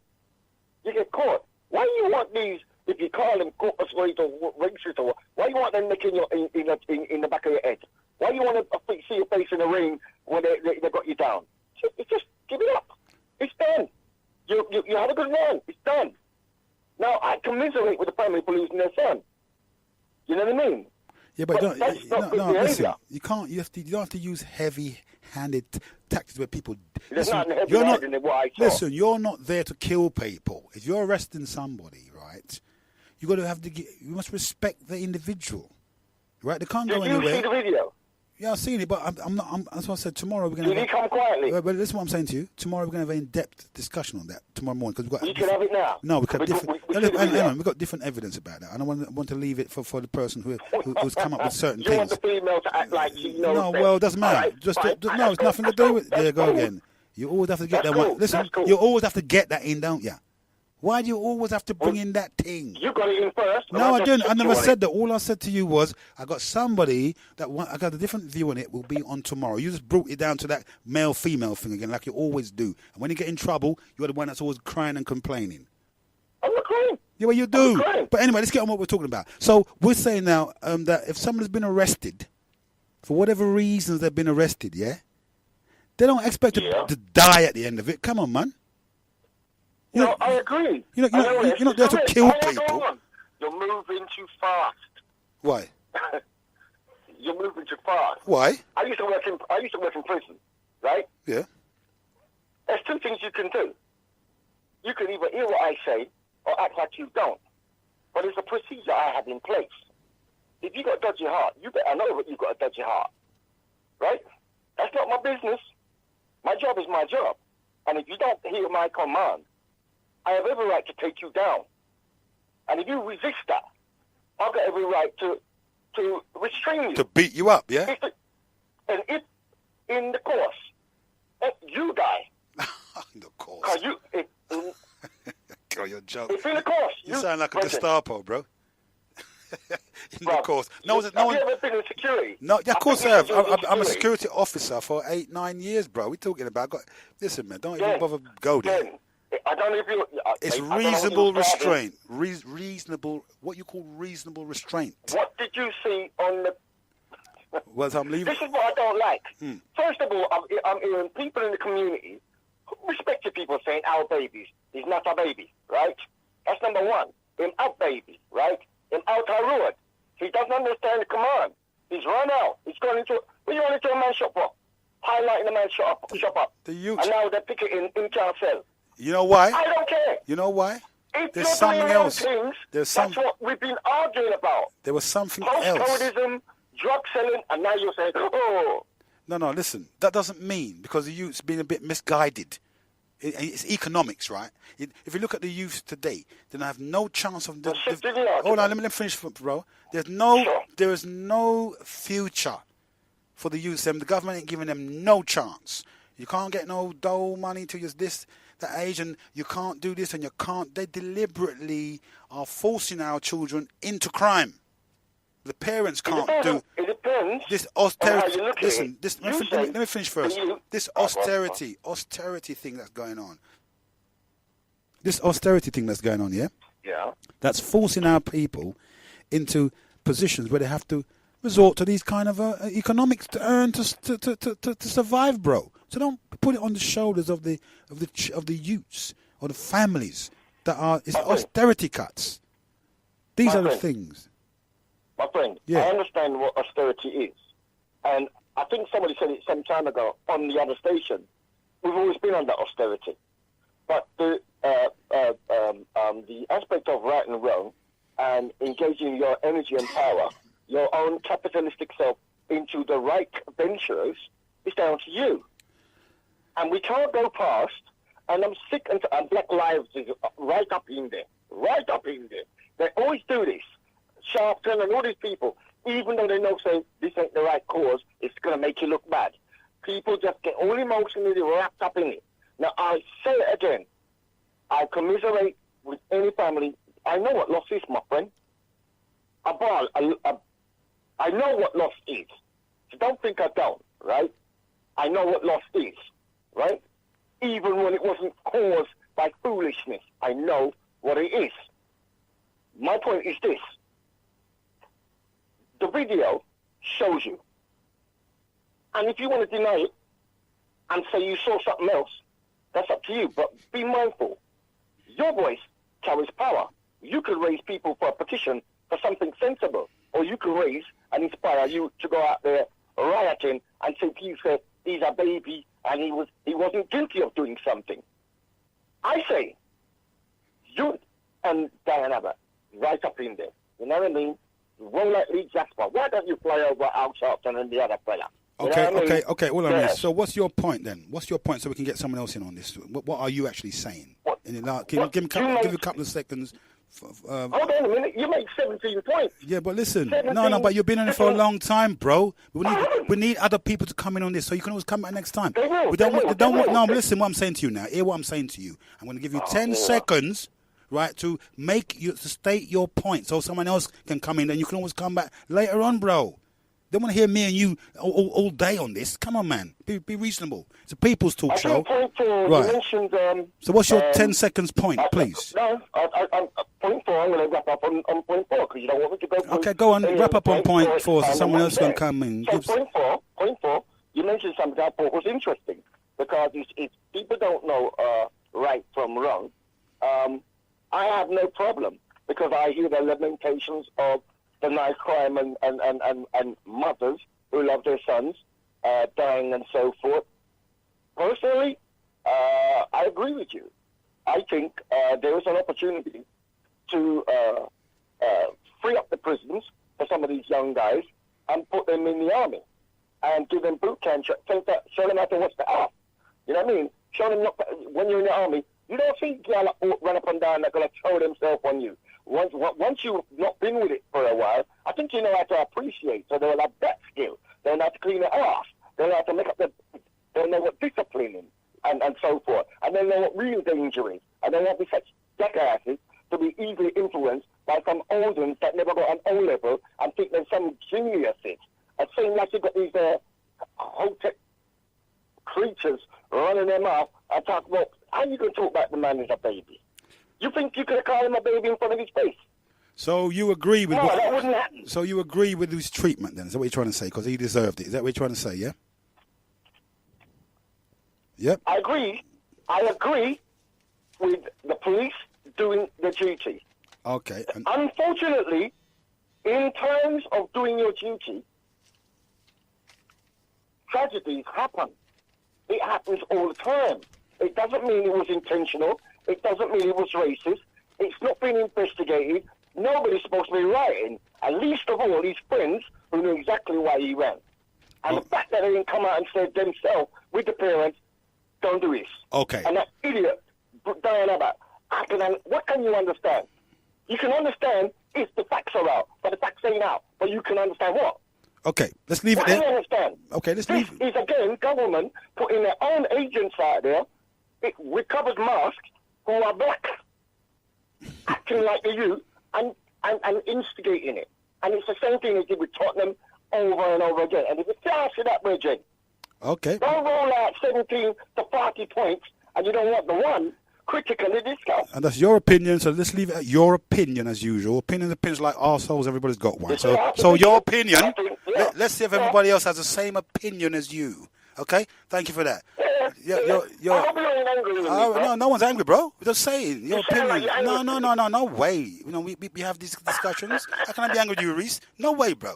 You know, they're good discussions, bro. Yeah, man. What do you mean? Let other people talk. What do you mean, man? What do you mean, brethren? What do you mean? The abiding words that I have to say to the Rashan Charles family.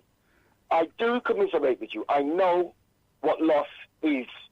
It hurts it hurts, right? And I know it's going to be a tough one for a while, a long while, maybe a couple of years. But we've got to understand, that's why back in the day they used to have lots of kids because Reese? disease will take some, Reese, and accidents will take others.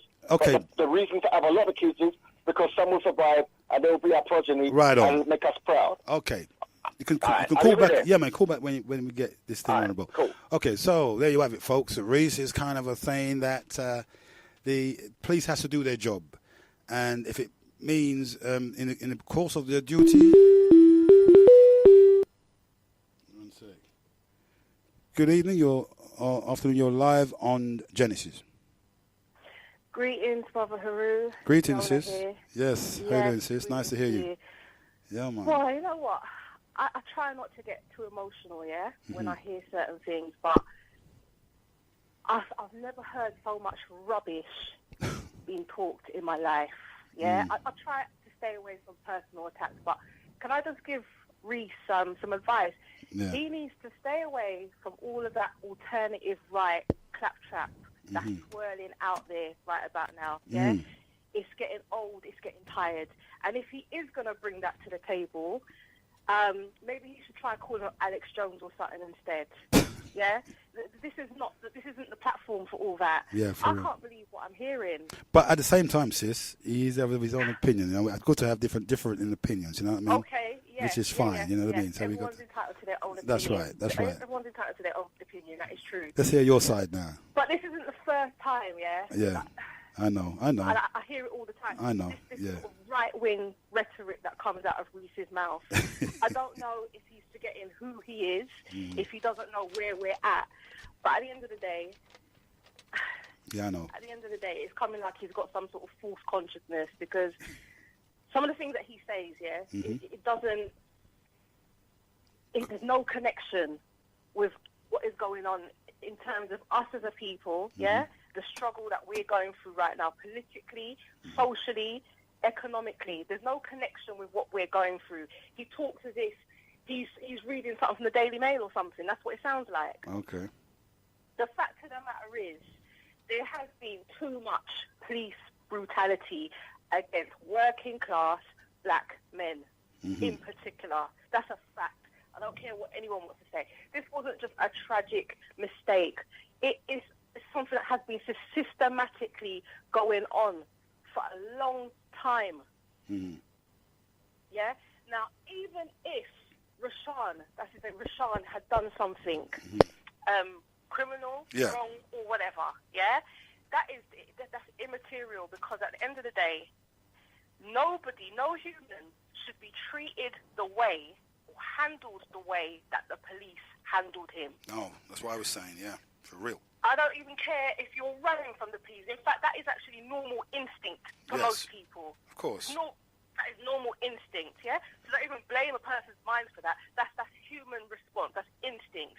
You don't fly into the shop, dash a child or dash a 8. He was young. The reason why they're referring to him as a baby is because he's young. He's a youth. To us, he is a baby. He's young, You don't fling a child against the drink machine, drop him down, trip him up, drop him down to the ground, put your your leg in his neck. No Hit way. the man. That you don't handle anybody like that, much less a young 18-year-old man. Now, I asked the question, would the police have handled Rashan that way if he had been a young white man? I don't think so. Would they have handled him like that if he was of any other race other than black? I don't think so. Interesting. That's not to say that the police don't sometimes handle working class people of other races brutally, because they do. I know that just not too far from Hackney in Islington, there was a young white boy who they chased on a moped. He wasn't wearing a helmet, and they went against protocol and went against procedure and carried on chasing him until he died. Yeah? So I do know that happens. This type of thing happens in working class neighbourhoods, working class communities. It ain't happening in middle class or upper class communities. And it's happening disproportionately to black men. And I'm sorry, I sound upset because I am upset. Because I don't appreciate what your last caller there, Reese, had to say. It sounded as if he was justifying the police's behaviour. That's right. Yeah. And it's not right. It's not right. That there was a case of fatal police brutality. And even if, as I said, even if he'd done something like swallowed, yes, I saw the footage, and it appeared that he had swallowed something, you don't then follow procedure dogmatically to the point where that person ends up choking or being strangled. For real. But this is the thing. This is what I'm trying to get out of him, because he was trying to make it look like, all right, the youths are what they are, innit? I asked him if he's ever driven a car without a license before, and he had to admit yes. Is what I'm saying to you? Yeah. So, therefore, we got to look at the youths. They can do anything. You see what I'm trying to say? But it doesn't mean that they got to die. Of course it doesn't. In the process of being apprehended by the law. Of course it doesn't. Of course it doesn't. There's no rationalisation, no justification for the actions, as far as I'm concerned, at least anyway, of the police on him, putting their knee on his neck. I think the police needs retraining. They need more than that. Listen, it's not about retraining. It's not about retraining. It's a system. It is a system that is there to brutalise and hold certain people in particular down. So you think that's what we need to get changed, yeah? The way that the police handle our children and people. If we can get that, some other procedure, because if you're a security officer, you're allowed to use reasonable force. I think that goes for the police as well. Reasonable force. But as I said, well, the thing about reasonable force is that it's such a ambiguous term, that at the end of the day, reasonable force can be interpreted any which way. And when it comes to challenging the police, the judiciary, which always falls on its side, interprets that term in a very wide sense, and it gives the police leeway. It gives them allowance to behave the way that they do. You've seen it even in America, where countless people have been shot, they've been murdered, and as long as the police officer says, I was in fear, I've seen some things. It's never held to account. At the end of the day, it's a systemic thing. It's a systemic thing. I've seen some things on YouTube that would make me sick. I don't like to watch it, how the police, not only in this country, but in America as well. I mean, I think it's more worse in America than it is here. Yeah, it is. You're more liable to get shot by a police when he pulls his trigger-happy thing. I think they've lost respect for humanity. They forgot that they're I'm not sure if they ever did have respect for humanity in the first place. Well, I'd like someone to remind me of this wonderful time in history when they did have respect for humanity. The police are there to prop up the state. That's their job. Well, they're there to protect property. I think they're supposed to be there to allow us to get on with our own life without being harassed by anybody. I think they've forgotten their calling, and they use excessive force. They become dictatorial. Because if they've always used excessive force with impunity. They've always been able to use excessive force. Wasn't this what caused the riots in Brixton all them years back? What about Tottenham? Isn't that what happened also in Tottenham? Yeah, and isn't that what happened with Mark Duggan a few years back? Yes. You know what I'm saying? This isn't something new. They haven't become more violent. They've always been brutal. They've always been violent. What happened in Tottenham? The only times when you can say that we've made, I don't know, little bits of headway here and there is when we've put up some form of resistance to try and make small cosmetic changes within the force. But other than that, nothing has systemically changed. Well, put this way. They're talking about bringing back stop and search. Yeah. But Tottenham. And we know all the problems and issues surrounding that. And they're using this whole, the knife crime thing to justify them bringing it back. Yeah, but what happened in Tottenham, though? You see, remember what happened in Tottenham? The police, I think they had a rude awakening there, didn't they? Because they were bullying the people in Tottenham. And when the policeman saw his brethren's head on a stick up there, that sort of changed things a little bit, didn't it? They need a rude awakening. That's why, me personally, I don't have a problem with people taking it to the streets. I really don't. Right? I don't have a problem with people protesting. I don't have a problem with people expressing how they feel. Yeah, because at some point, if you push people enough, that's what's going to happen. And that is actually, it's our right to step out there and express how we're feeling and to protest and put up a resistance. In fact, I thought it's a duty to put up a resistance wherever there's oppression. Yes. Why should you just sit back and take it? Or have the mindset of like your last caller and justify what the state are doing. For real. To justify, that's why I said that's a very right-wing way of thinking. To justify, to make excuses for their behaviour. Oh, you shouldn't have ran. Oh, you shouldn't have been doing this, you shouldn't have been doing that. That does not excuse the fact that regardless, even if you're the worse and worse, the police were supposed to be trying to detain or even arrest, not kill. So how do you think we should educate our children? I mean, all right, we can't... No, hold on. That's starting with the premise that there's a problem with our children.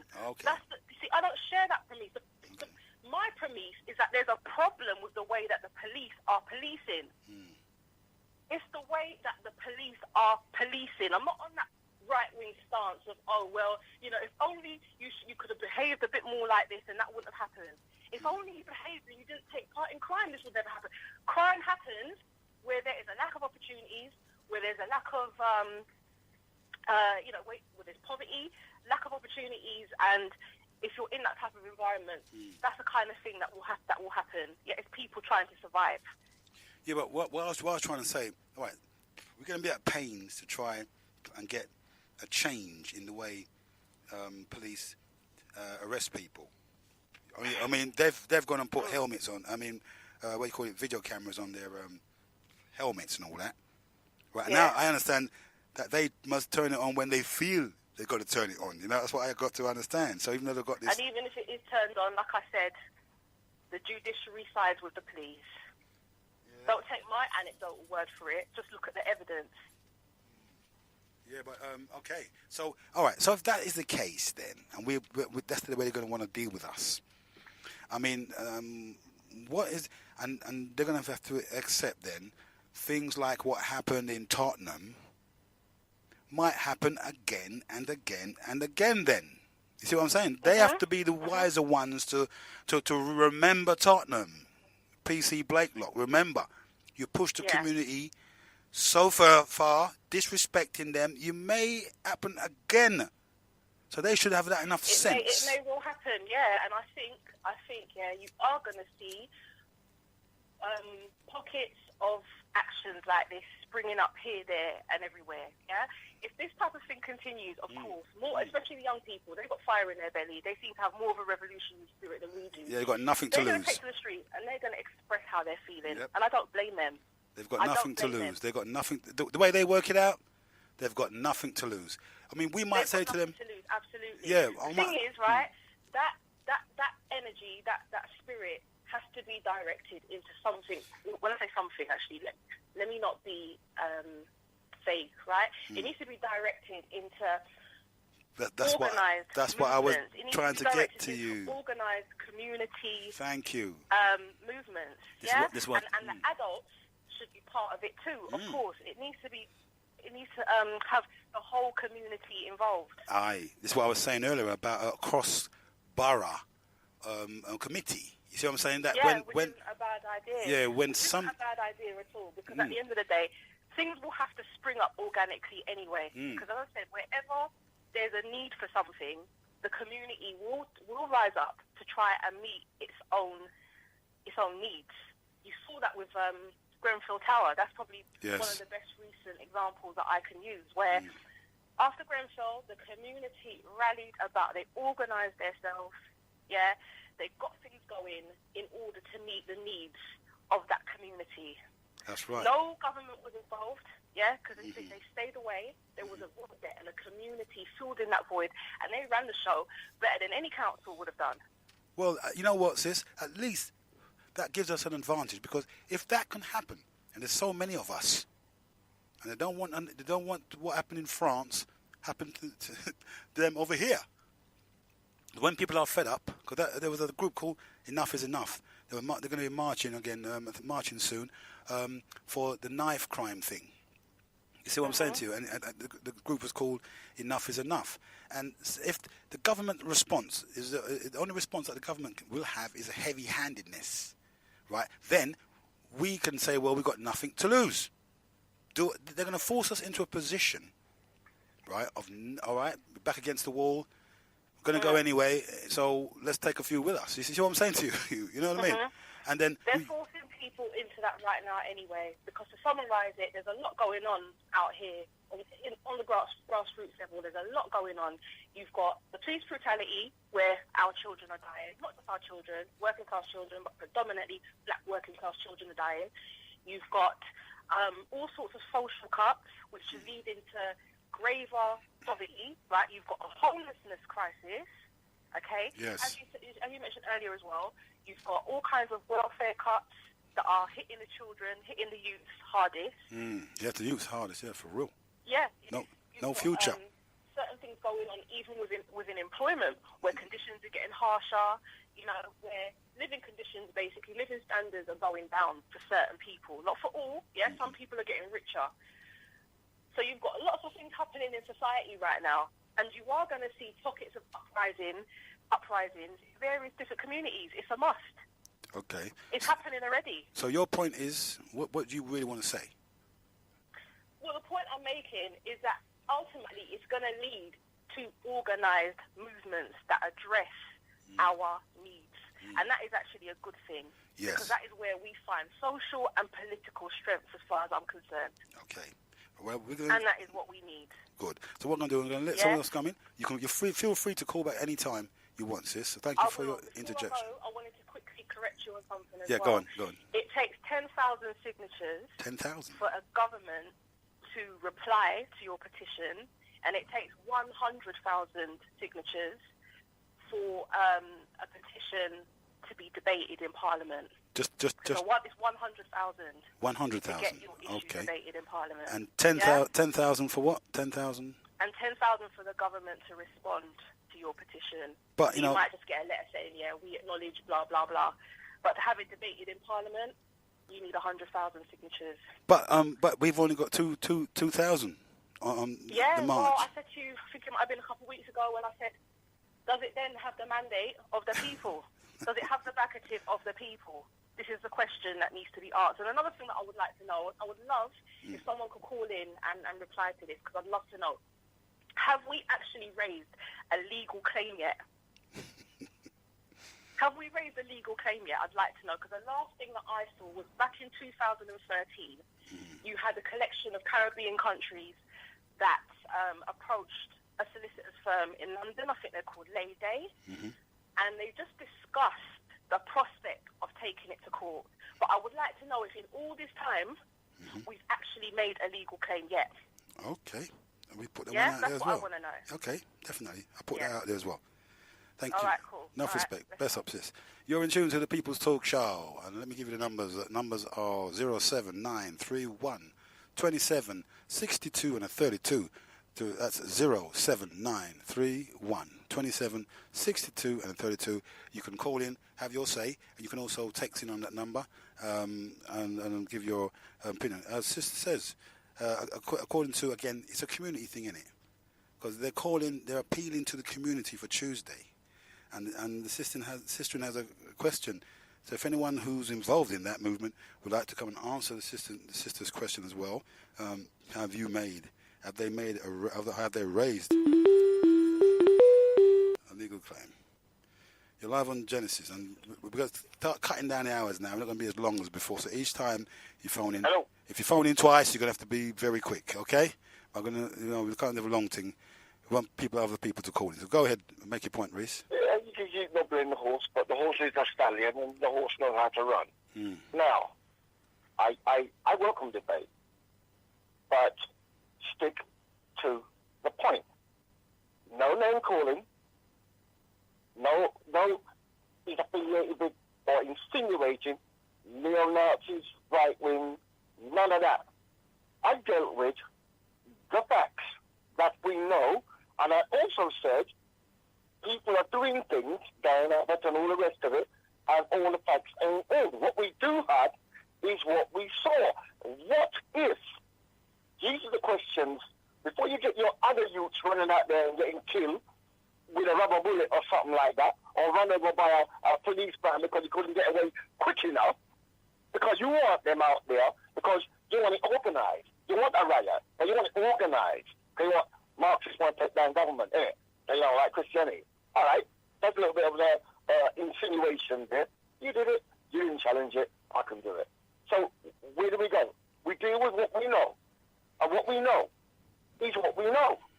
We know for a fact, prior to this happening, we don't like the knife crime. We don't like the postcode. We want better policing. And so, if somebody's out of night, cruising around, selling or whatever they're doing, I don't know, could have been, like I said, you could have been down from your grandma's or whatever. You wouldn't run from a car, and you wouldn't put yourself in a shop. So what was it? A skittle you swallowed? No. It would have been a big skittle if they were performing their duty, not to do it right way. Because if your yard get burgled, so much my shop, you're calling the police. They do have a job, and a lot of people who are police do that duty. They do that duty. I can't say that about Cressida Dick, because a legitimate case is what Fiona did with Duggan, and I was throwing a minute in his face. She bungled it. But this little 5-foot nutler who never took down no 6-foot burglar is now your top cop. And she can't say what's right either. Because she's just as emotional and not thinking logical. I don't mind the debate.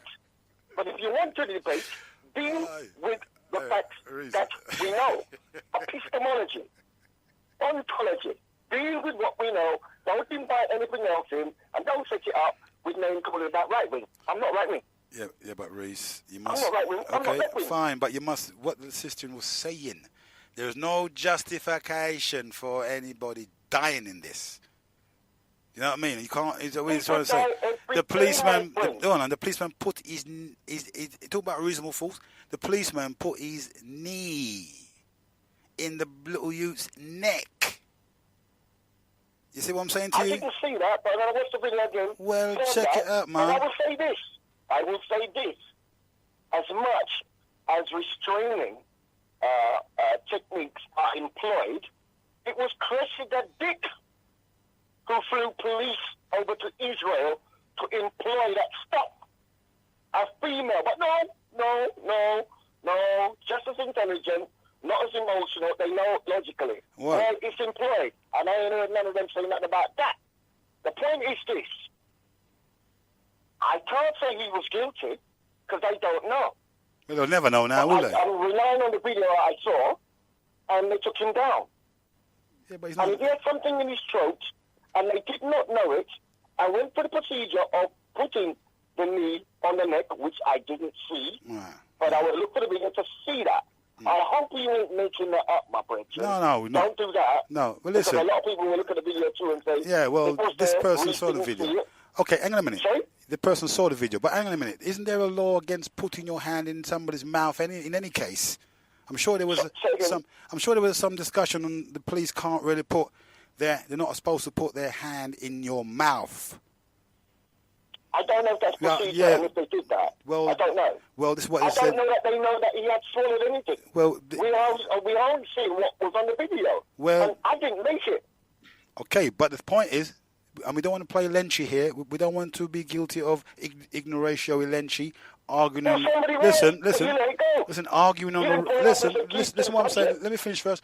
We don't want to commit ignoratio Lenchi and arguing on the wrong point. The point is the brother is dead. Right. Hold on. The point is this: the brother is dead. You know what I'm saying? And that's not what's supposed to happen. My point to that is this: if we don't know. Now we know the evidence with Duggan about the magic bullet and the gun. We know about the John Charles feminism and running through and all that. We see the video. But the video is released in this case. Why you want to side up with those fake organisation, Black Lives Matter, and don't tell people we need to wait on this one. Maybe this is one of the ones that we just lost a boy because he chose the wrong things to do, and they were actually doing their duty. Listen, this That's how you take down. Listen, the man. How you take down. The youth never killed That's no. the policy. Listen, the youth haven't killed anyone. The youth doesn't have a gun. You know what I'm saying? Listen. Let me finish first. Let me finish, man. The youth didn't have any of those things. He was a threat to nobody, right? If you're going to arrest somebody, you're supposed to arrest the man without killing them. He's only got. He's not selling drugs, bro. He's just. No. Good question. You was a security guard, right? Yeah. So you tell me, right, how you take somebody down who don't want to get taken down. We don't take nobody down. We think this is rugby or something. You know, you're not just. Listen. Listen. You don't take people down. You're not trained to take people down. Yes, you are. Unless, hold on. If you're one of those close bodyguards, I'm talking about those bodyguards who are trained to guard dignitaries. They will take it. What I'm saying, if you know about security, when you're not trained to take nobody down. That's the first thing you're told. You're not supposed to. Listen, you're not supposed to. What you're supposed to do is more or less prevent them with reasonable force. I agree. You're not told to. You're not told there to. Are videos. There are videos online, YouTube, where they make people film it and say, "What's this junk idiot? Test the security guard," and they do this. They do their procedure. You're right, but the police aren't security guards. Exactly. Why use the reference? They have a procedure. They have a procedure, right? First is to communicate to you, right? There's no you're communication. In the wrong, number one. And I understand what you're saying about. How you know he's in the wrong? Who says he's in the wrong? You're innocent until you're proven guilty, mate. You can't jump the gun and say the man's in the wrong, bro. The man's listen. If I'm hungry and I go into a shop and I steal, am I committing a crime? Making a story here. No, I'm saying it's how it began, bro. If I'm hungry and I walk into a shop and I pick up some bread, I don't see myself as doing nothing wrong, bro. I don't give a damn. Lock me up if you like, but I'm hungry. But then Nobody has denied the narrative that he was driving in a car with others.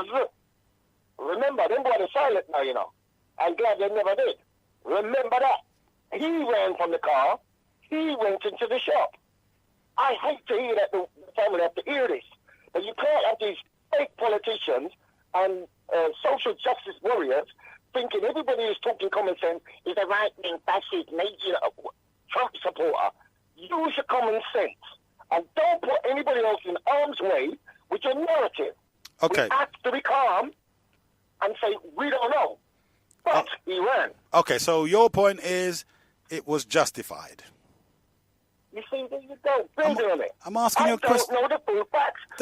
But you're talking like you do. At the beginning of what I had to say. Okay, fine. What I said was, we do, in this case, have the video up front. We didn't have it with John Charles the minute.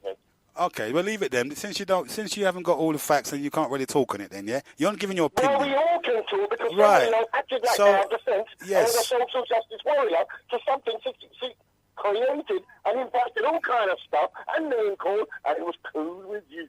So, in your opinion, then, since you can't talk about it factually, let's say your opinion, it was justified. I did not say that either. So, if you never say that, so why? Yeah, he died, but I mean, why are you supporting the action of the police? I didn't support anybody. Yes, you just. Okay, leave it at that. The whole people heard you. So, here we're going to do, Reese. Let me hear something else on it then, yeah? And then feel free to call back. Yeah, man, enough respect. Bless up. You're in tune to the People's Talk Show with your host, Heru.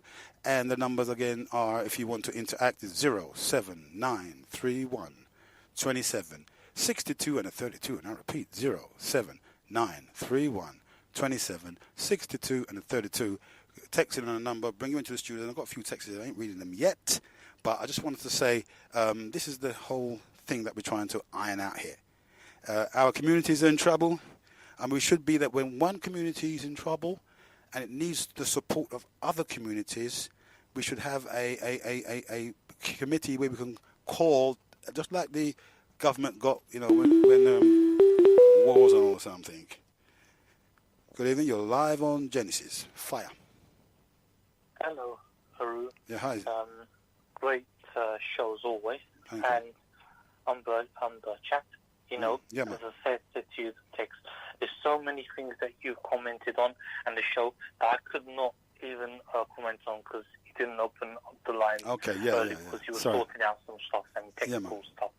So, but now that I've got to talk, now I haven't seen the video, so I'm not going to comment until the evidence is actually seen. But what has happened to me, and I'm going to intertwine this with me, and I need you to just lend me your ears as nice as possible.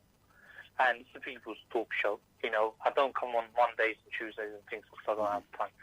So a crime had happened to us, me, my mum, and it involved my sister. But it's investigated. I can't go deep into it. And it was somebody that we knew who was threatening us from Turkey. And the police came in and they said, we're going to investigate. It took some time for them to investigate. I was very upset because it affected me in 2015. Yeah? And I went on to the social worker's phone and I said that if this man, this stupid idiot, this whoever he is, doesn't get caught, I'm going to go and do this and this and this and that. Social services called the police in. And then they came, the police had come, and then they're warning me. Instead, look, Great Britain ain't Great Britain no more. People have to get this to their own head. Great Britain ain't Great Britain no more. It's gone. It's finished. It's over. What is everyone talking about? You tell them, Bertrand. Over, man. Tell them. Tell them, bro. Over. Finito. Over. Finito. That's it. They've Brexit. Yeah? And you lot are talking about all these things that's happening. Do you know what's happening to me all in my life? Even I got expelled from a college in Holborn because they didn't understand a disabled person, what he's going through. There are black people out there, but I'm disabled. And they didn't understand me. And it wasn't something big and major. They made it out to be major and they expelled me. So I had to go to another college and they understood me. And when I cried, they understood me. What is everyone on about, man? What is everyone on about? Yeah? It's all going downhill. And everyone is still talking about the ramifications. Of course there's going to be ramifications. Of course there's going to be violence. Of course there's going to be riots. That boy in Newcastle bought a gun. You know why he bought a gun? Because the college didn't understand him. He bought a gun. The security hurt him. And he bought a gun. There wasn't people telling that in the news. And the boy got caught with a gun. And you know what happened? He got sentenced to 8 years. Whereas police officers, there's bad apples. I know there's good police out there. And there's bad apples in the police force. And they get caught and they get nothing. Yeah? What is everyone talking about? All the fact that I speak loud like this is because the neighbours, I'm sick and tired of. Don't even call the police now. Don't even call the police. As I'm ready to do anything as possible. What's happening to me? What's happening to my sister out there? You don't know. No one knows. No one knows. So Bertrand. Bertrand. Prejudice against police. So much prejudice against Algerian people. So much prejudice. Okay, Bertrand. I'm having sick and tired of it. Bertrand, let me ask you something, Bertrand. Are you okay? You're okay, yeah? Is it all right for me to ask you something, yeah? You okay? No problem, man. It's all right. Come up to this. You come up to here, man. You come up to here. Yeah. You really come up to here.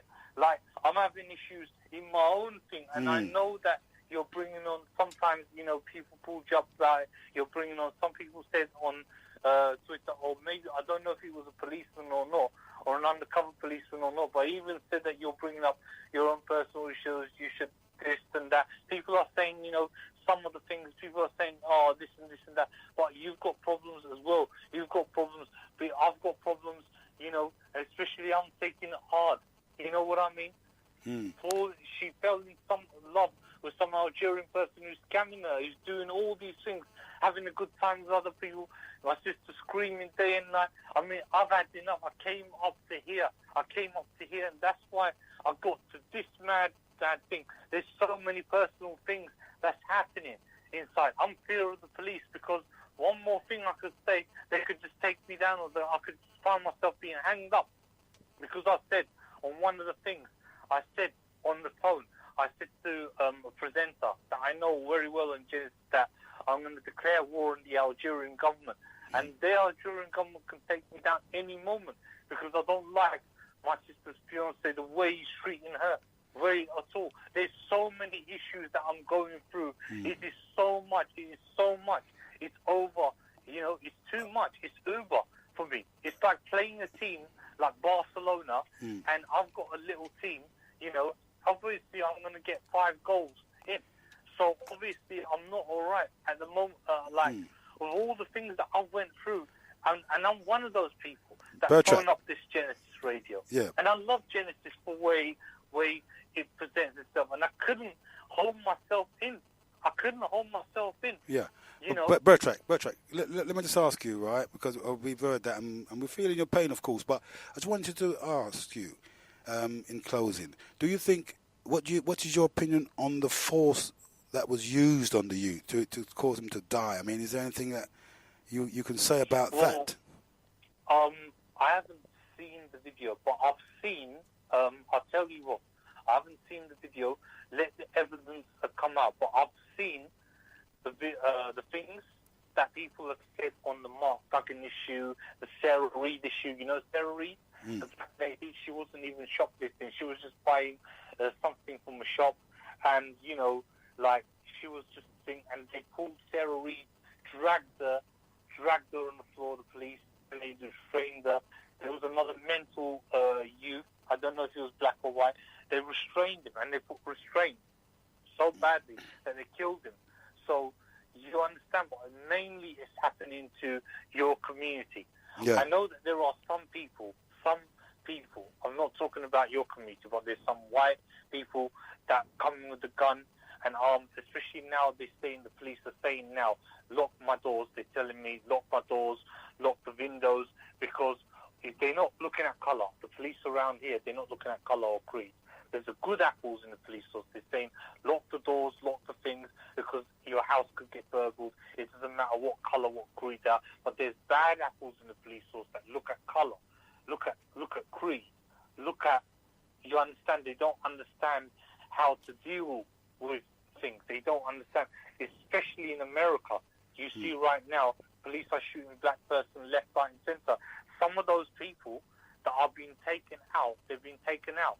Some of those people have been speaking towards the prime ministers in America, and allegedly they have been taken out or they've been found dead because they're speaking out against the American government. Well, Bertrand, so what I'm saying is I can find myself hanging up on my neck. Okay. Because I do threaten the American government. I do go on Facebook. I shouldn't do it, but I just get very upset with some things. The link tax. Look what they did. They brought the link tax. And you know what the link tax is, don't you? If you share an article or a thing, they will tax you for that. There's now information that I've got of private security firms instead of police patrolling some areas. Yeah, okay. Not police anymore, private security firms. It's going to happen in the future. Yeah, man. Because the police don't have no thing anymore. So they're going to bring private security firms.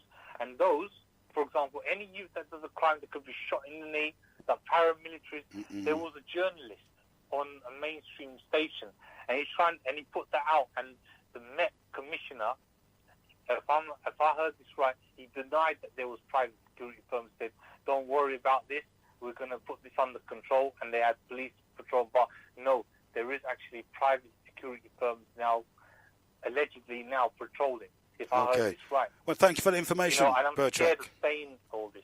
Don't worry about it. Thank you for the information, bro. You can call back later on if it needs to be. No problem, man. Thank you for that. Yeah, enough respect. Thank you. Bye. Enough respect. Yeah, man. There you have Bertrand saying something interesting there about the private security firms that may well be employed on our streets, as we don't know that there's a shortage in policing. And this is why our youth have to be careful. See all the things that are happening around them. We understand their need for things, but we were trying to say your life is more important. And we're the elder ones. We can see what's out there. We can see what they're planning to do. Because you're just dealing on emotions. You can't understand. You're young and you're emotional. But what they're planning, they want to keep you excited about drug selling because you can't afford a new pair of shoes. And like I saw on the Genesis thingy one time, this European, this white boy was saying to us, the community, you don't control your youths anymore. I do. I'm their daddy. And I'm the one that gives them their trainers. Where they want extra shoes, they want things that come to me. I feed them. I give them my food. They go and sell my food. If they don't come back with my food, then he pulls up his waist and there's a gun in there. And all this kind of thing. This is what we're trying to guide our children from. How to have the correct character. Don't let your character be destroyed. You know, I know it's an economic thing when our youths are caught selling drugs. Because probably their parents can't give them what they need. If they're in the age of 16 and upwards, you know, there's a great weight on their shoulders to succeed. And they probably think, oh, you're not seeing what we're seeing, Mum. You know, and maybe I remember when I was young, I had the same sort of attitude my father, you know, in terms of his dressing. He was wearing his big flares. I was going, we were saying, nah, Dad, you can't take them off and all them kind of things. Then everybody started wearing big trousers as well. So, you know what I mean? So it's an understandable. We maybe think that we can, I used to think when I was young, I can see further than what my parents could see. And they can't, when I used to get in trouble with the courts and all that, they was so, you know, they kind of came down on the court side. And I didn't understand that at the time. I thought, Mum, you ain't seen the lies they're telling. You ain't seen what they're doing. But at the same time, you're live on Genesis. Go ahead. Hi, Heru. Yes, sir. Yeah, what you were saying earlier about is it illegal for policemen to put their hands down your throat? Yeah. Imagine you're coming off an aeroplane from a country, walking through the airport, you're suspected of being a drug mule. Yeah. Sound very low. But anyway. What do I sound low, you say? Yeah, you sound very low. Really? Oh, dear. How about that? Any better? Any better? Well, I'm still the same. Okay, I don't know what's happening okay, there. I can hear you. Yeah, go on. Yeah. You're arrested. Well, not arrested, you're questioned, then you're brought into the back, etc. And you've seen it, I'm sure, in the film footages, etc. On this particular case with the young brother, that's what should have happened. As soon as he saw, allegedly, that he had swallowed, he ought not to have been choked. Yeah. Because it's quite clear that it blocked down his throat. So him, obviously, with his arm around his neck, he's obviously closed the valve totally now, because what room that is left, that's, if he has swallowed, is what's the major blockage. So as soon as he'd swallowed, apprehend him, standing upright, shouldn't have tackled him to the floor, and if he did, he should be on one knee and his knee on his back and his arms pulled behind him. So he's defenseless. That, I'm not saying that's what the policeman should have done, but I'm saying that's how it's generally done. It was murder. Because, as I said, once he'd have been arrested and then taken to the station, then the protest.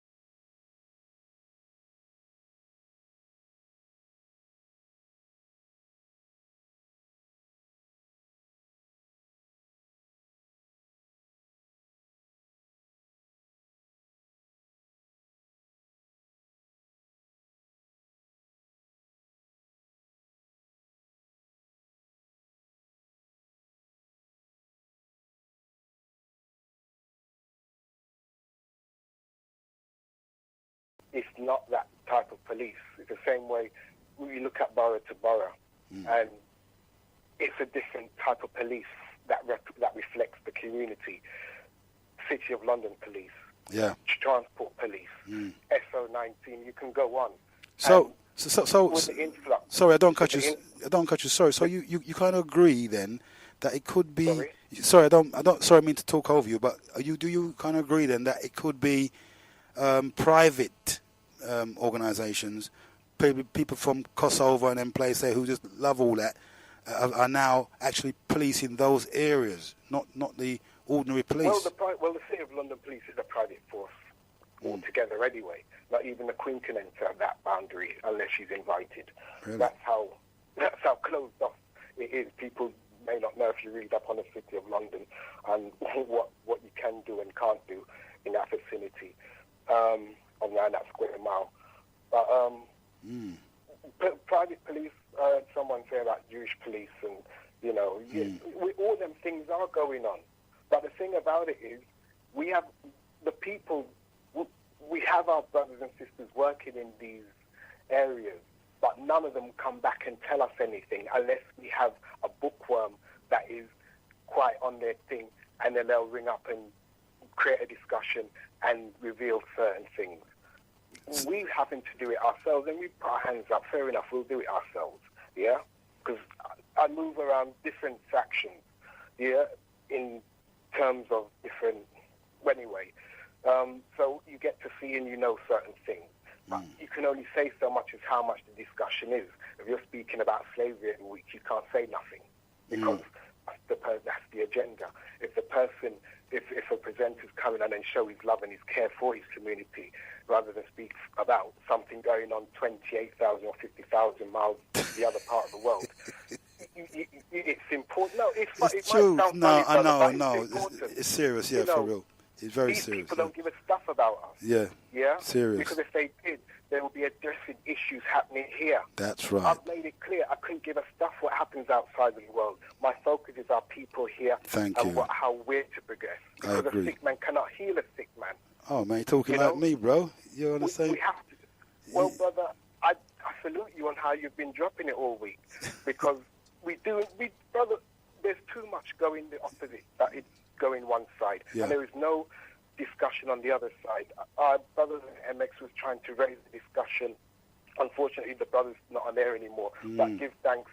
You've come back home rather, and Dr. X has come back home, and you two brothers are raising questions. Some of the stuff I'm hearing you say about what we're getting up to over there. I've asked certain people, and they don't want to answer me. So I must assume what you're saying may possibly be right. For real, you see? But, things are happening in our community. We've had Greenfell, and it's just like, the police have murdered over, the government has murdered over 300 people, and it's not really been a whistle in the wind. The same week they're talking about Africa and hold on a moment. Some of these people in the building were Africans, as well as our own homegrown. And I went down there the following day, which was a Wednesday, and that particular day there was like a black cloud, because I got big friends up down there, man. And it's sad to see sisters pushing prams, black bang bags, just walking around. Sad. Brother, the youngsters, just walking around. Brother, I had to stop for a minute and just kind of... I'm telling you, man. It's... No, you know what, Caller? You know what, Caller? It's like where I felt it when Hackney was going to hammers and tongs, and you hear them. You can hear the hurt in them. You know what I'm saying? Yeah. Hackney. Yeah. And I felt the pain in the Hackney community, needing answers to this death. You get what I'm saying? And then we having Pauline to go and march. I mean, you remember that question that the lady asked? Have they even got raised a thingy, a legal case in the court? Any case? Right. Well, this is it, brother. You got laymen like yourself, myself. We're told we have top barristers and lawyers in this. If they are, they're taking the whole setup for a ride. And individuals like yourself and I know this because we have an idea, we know structures within the law and how things are pushed forward and how certain structures are met. And these people are supposed to be in law and are encouraging the people to march, bottom line is you can't march unless there's 100,000 signatures, because that's what the agenda is for it to be raised in Parliament. All right, I heard the sister say you need 10,000 for it to be raised. They've got neither of the two. So why are they encouraging the march? And it's not just that, brother. We're going into the mad season now, where it starts off with the march. Then you have the savagery on the plantation, the carnival, and then you have everyone popping their Christmas crackers for Kwanzaa. Yeah? Telling you. And what's going on amongst us as black people in this country, you listen to the radio, brother, it's as if we're living in a bubble and we're living in heaven, because nothing's happening here. We're all great. The only trouble is happening across the sea, somewhere else in another part of the world. And that's what saddens me. It does. Because we're being used. Yeah. And we don't realise that we're being used. Manipulated. When I was in West London, I look at the brothers, and some of the youngsters, then they know something isn't right, but they don't know the history of their area. And nothing is being passed on. Yeah. Yeah. The young brother, you got these gangs. I've been told that sometimes when they owe each other money and they don't want to pay up or they haven't got it, they'll grass another person up. Now, it could be with the event with the young brother. You don't know, but it's all these, we're just scratching at each other. Yeah. And we've got the world watching us scratching at each other and looking at each other shocked. And we're the only one that aren't shocked, that we're at each other, scratching each other up. we don't know what the hell to do. And we've got little sane voices and individuals as sane people. But we're in a madhouse. Madhouse, for real. We want to get out of the madhouse, though, don't we? We need to escape this asylum, you know. Well, brother, all that madhouse is ourselves. The madhouse is the outside. The escape is within. Yes, most definitely. And our people are encouraging us to remain in this madhouse because they're not interested in the within. Right. Well said, bro. I will say one thing before I go, brother. Yep. Mm-hmm. I've been listening to you for a minute. I can't understand why you left. Don't go into that. Okay. But you're back home. I used to tune into you 6 o'clock in the morning. Wow. Okay. And I think you were on a Sunday, and is it Yusuf used to be on? Yes, that's right. Oh wow! A blast from the past, Yusuf.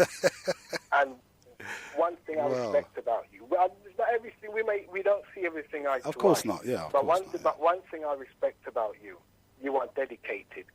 If you have to leave, if your show finishes at, I remember one time you did a 6 o'clock show, and I think you left 2 o'clock in the afternoon because no DJs came in. That's right. You give us a listen. And the thing I would like to say, if any of the seniors in Genesis are listening, please put on some replays, because we're lending our ears to other stations and propping up their listenership, like LBCs, etc.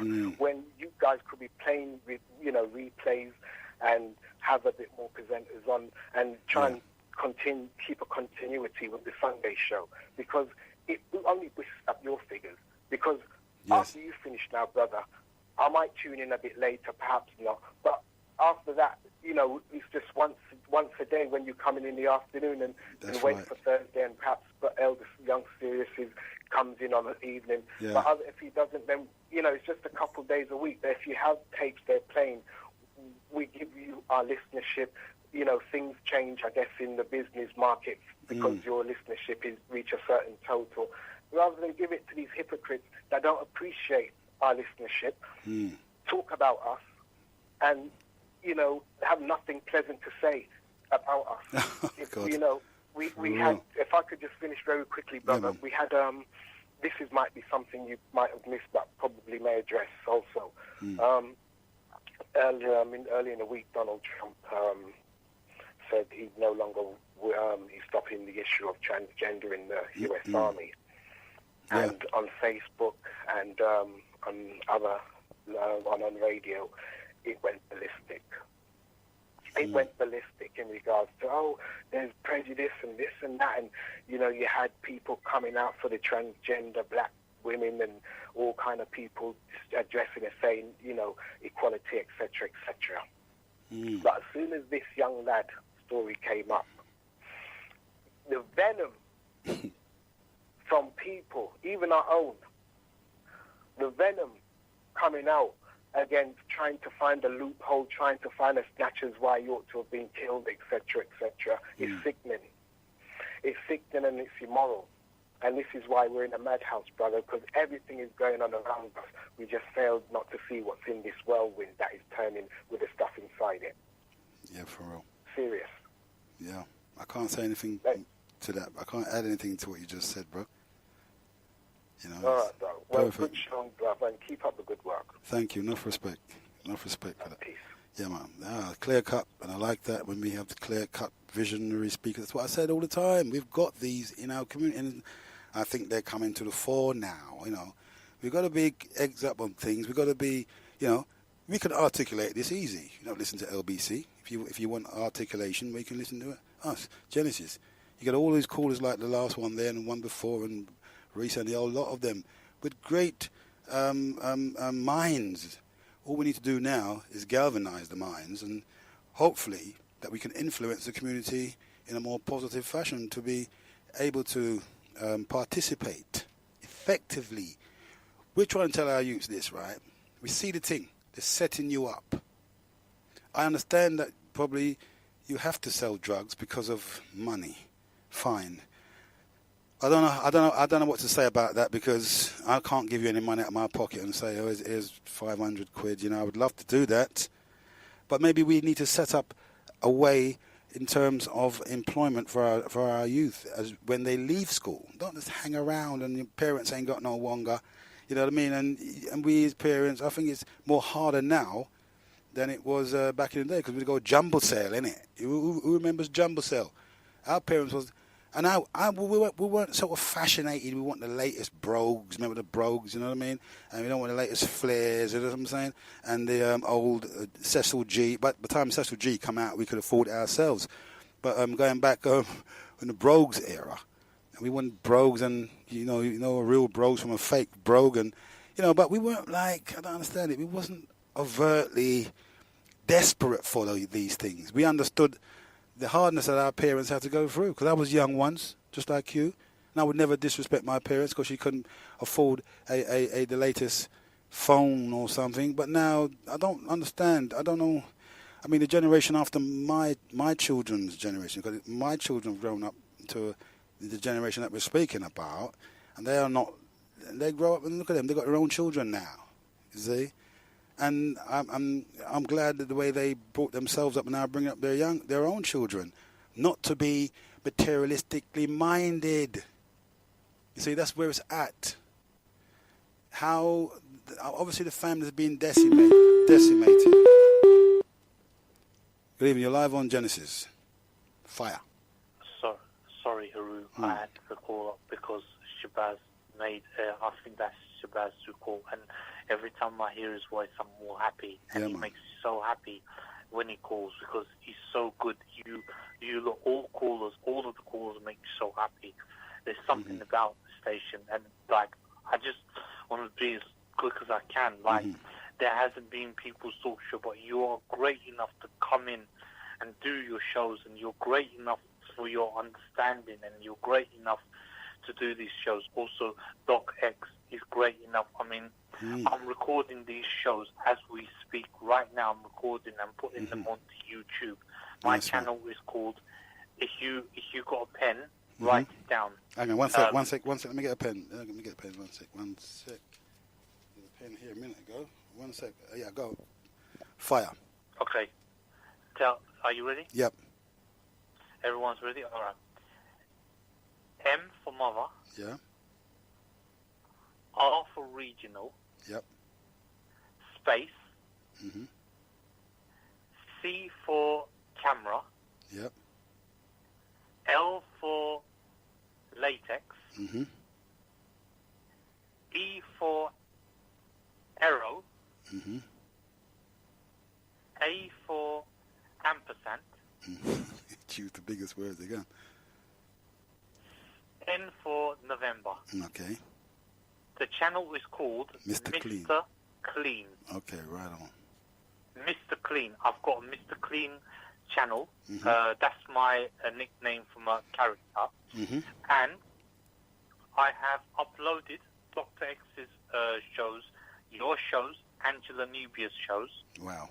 show. I couldn't upload the ones on Tuesdays and stuff like that, but I've seen now that Angela and I don't think she comes on anymore, but I would like, and I'm sorry I couldn't, because I was mostly in the sports center trying to get fit, and I have been, enjoying myself working, but I come on, and I like the Sunday People's Talk Show, and I heard that Genesis before had many talk shows. Yeah, man. I like the People's Talk Show, and like Monday, Tuesday, Wednesday, even on Friday, but there is something now that has seemed to go. Before I was listening to Genesis, I used to listen to another community station, and I was talking to you about this, and I texted you with Quaker and Brother Quaker, and I cried my eyes out when he was locked down, and I cried. But Genesis now is so great. There's something about it, the aura of Genesis, that makes me listen to it. It's addictive.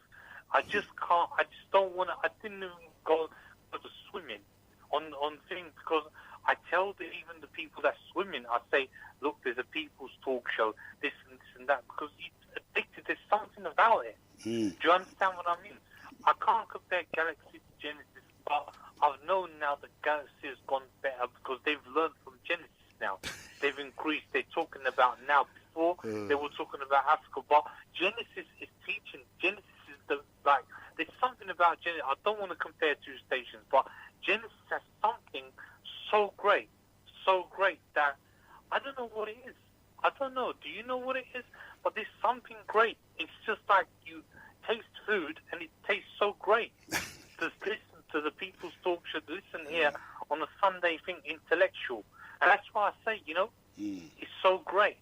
It makes other radios look like child play. It looks like little children living. You just stepping all over them because you are talking the real issues, the real things. Hey, Bertrand, man, I can't get out the door. My head would be so big. I can't get out the door, bro. But you're finished. You're a good joker, man. All right, I'll leave it. Nice one. But, thanks for the accolade. Yeah, thanks for the accolade. Enough respect. Bless up. Wow, you're in tune to Genesis Radio, and it's the People's Talk Show, and your host is moi, Heru. And let me give you the numbers one more time so you can interact either by text or you can call in. Numbers are 07931 27 62 and 32, and I repeat 07931 27 62 and 32 will bring you into the studios. I know we've been more than half a furlong, and we've been galloping at steady speed, and I always get kind of tired. I know I'm not tired, but I just want to know we're coasting along here, and we're getting certain ideas about our communities and cross community support. That's beautiful. That sounds proper. We can only have a committee that whenever there's trouble, just like how the parliaments have when there's war, they call it war committee or something. And whenever that happens, we should have one too.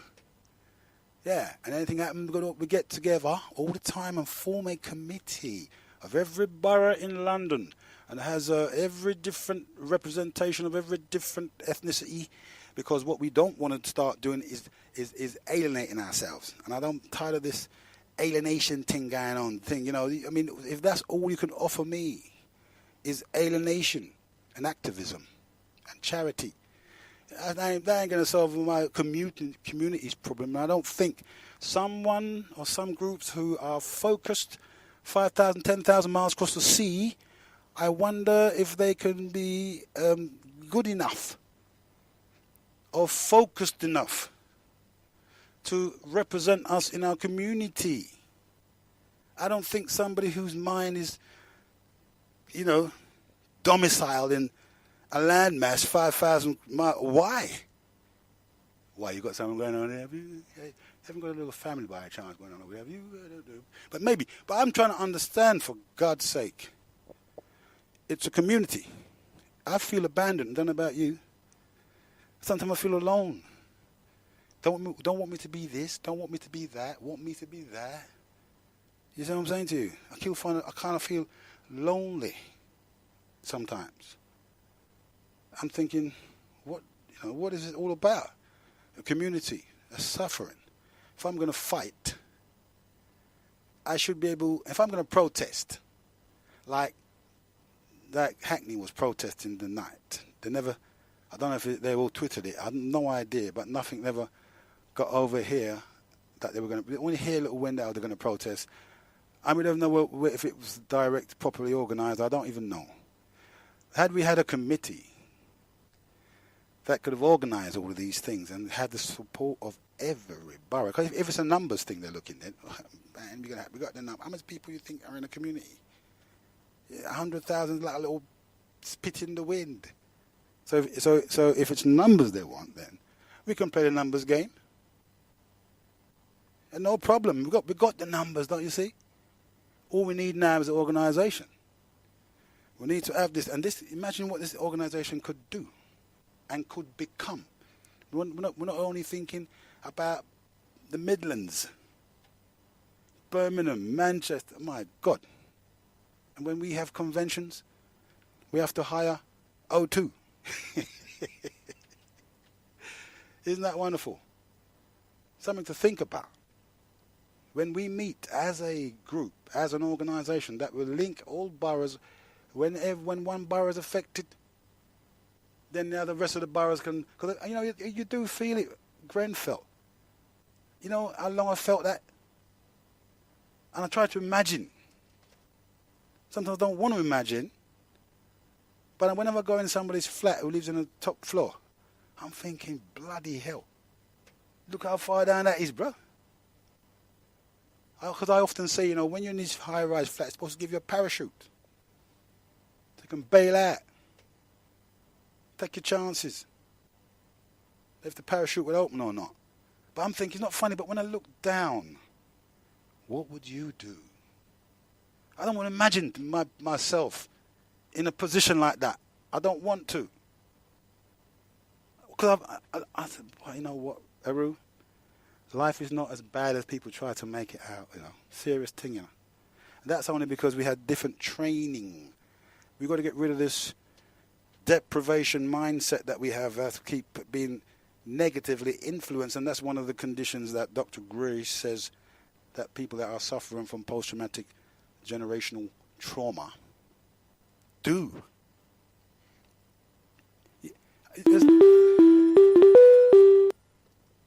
You're live on Genesis. Genesis, you're live. Hello? Yep.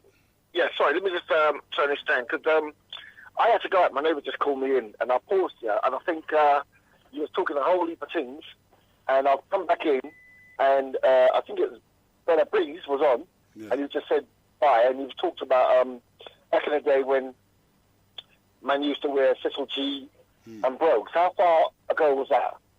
That was way back in the 60s, bro. Sorry? That was in the 60s. No, 60s, Sorry, 70s, late, middle 70s. No. I'm talking about you mean time? Broadcast. How long ago was that? Yeah. What? When I was saying that on the when you was talking about it. About half an hour ago, I think. Are you kidding me? I wasn't over there that long. Yeah, right, mate. I'm telling you. Well, I'll take the argument from there because I just put myself through education, right? And I am kind of new to it. I'm actually good at it. And I did it because I wanted to know why the society that we're living in is in the way that it is, and why is it every education minister changes policy. What the hell is all that about? And in doing so, I found out. So I push on. But the more I push on, the more I can contextualize it and understand that this thing is from the seed of Satan. And when I say kind of terms like that, in the new world of education and speaky-spooky, I think George Orwell called it newspeak. I call it political correctness. Shut him up if he talks the truth.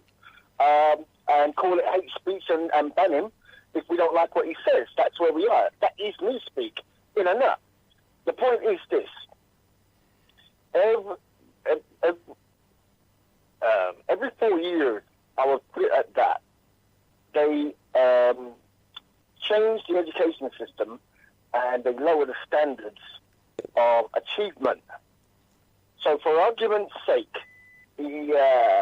if 10 years ago, if you scored 10 points in a SATS test, for argument's sake, another government has come in and they've said, well, that's excellent, but we're going to say, remove the top 5 and call 5 the 10.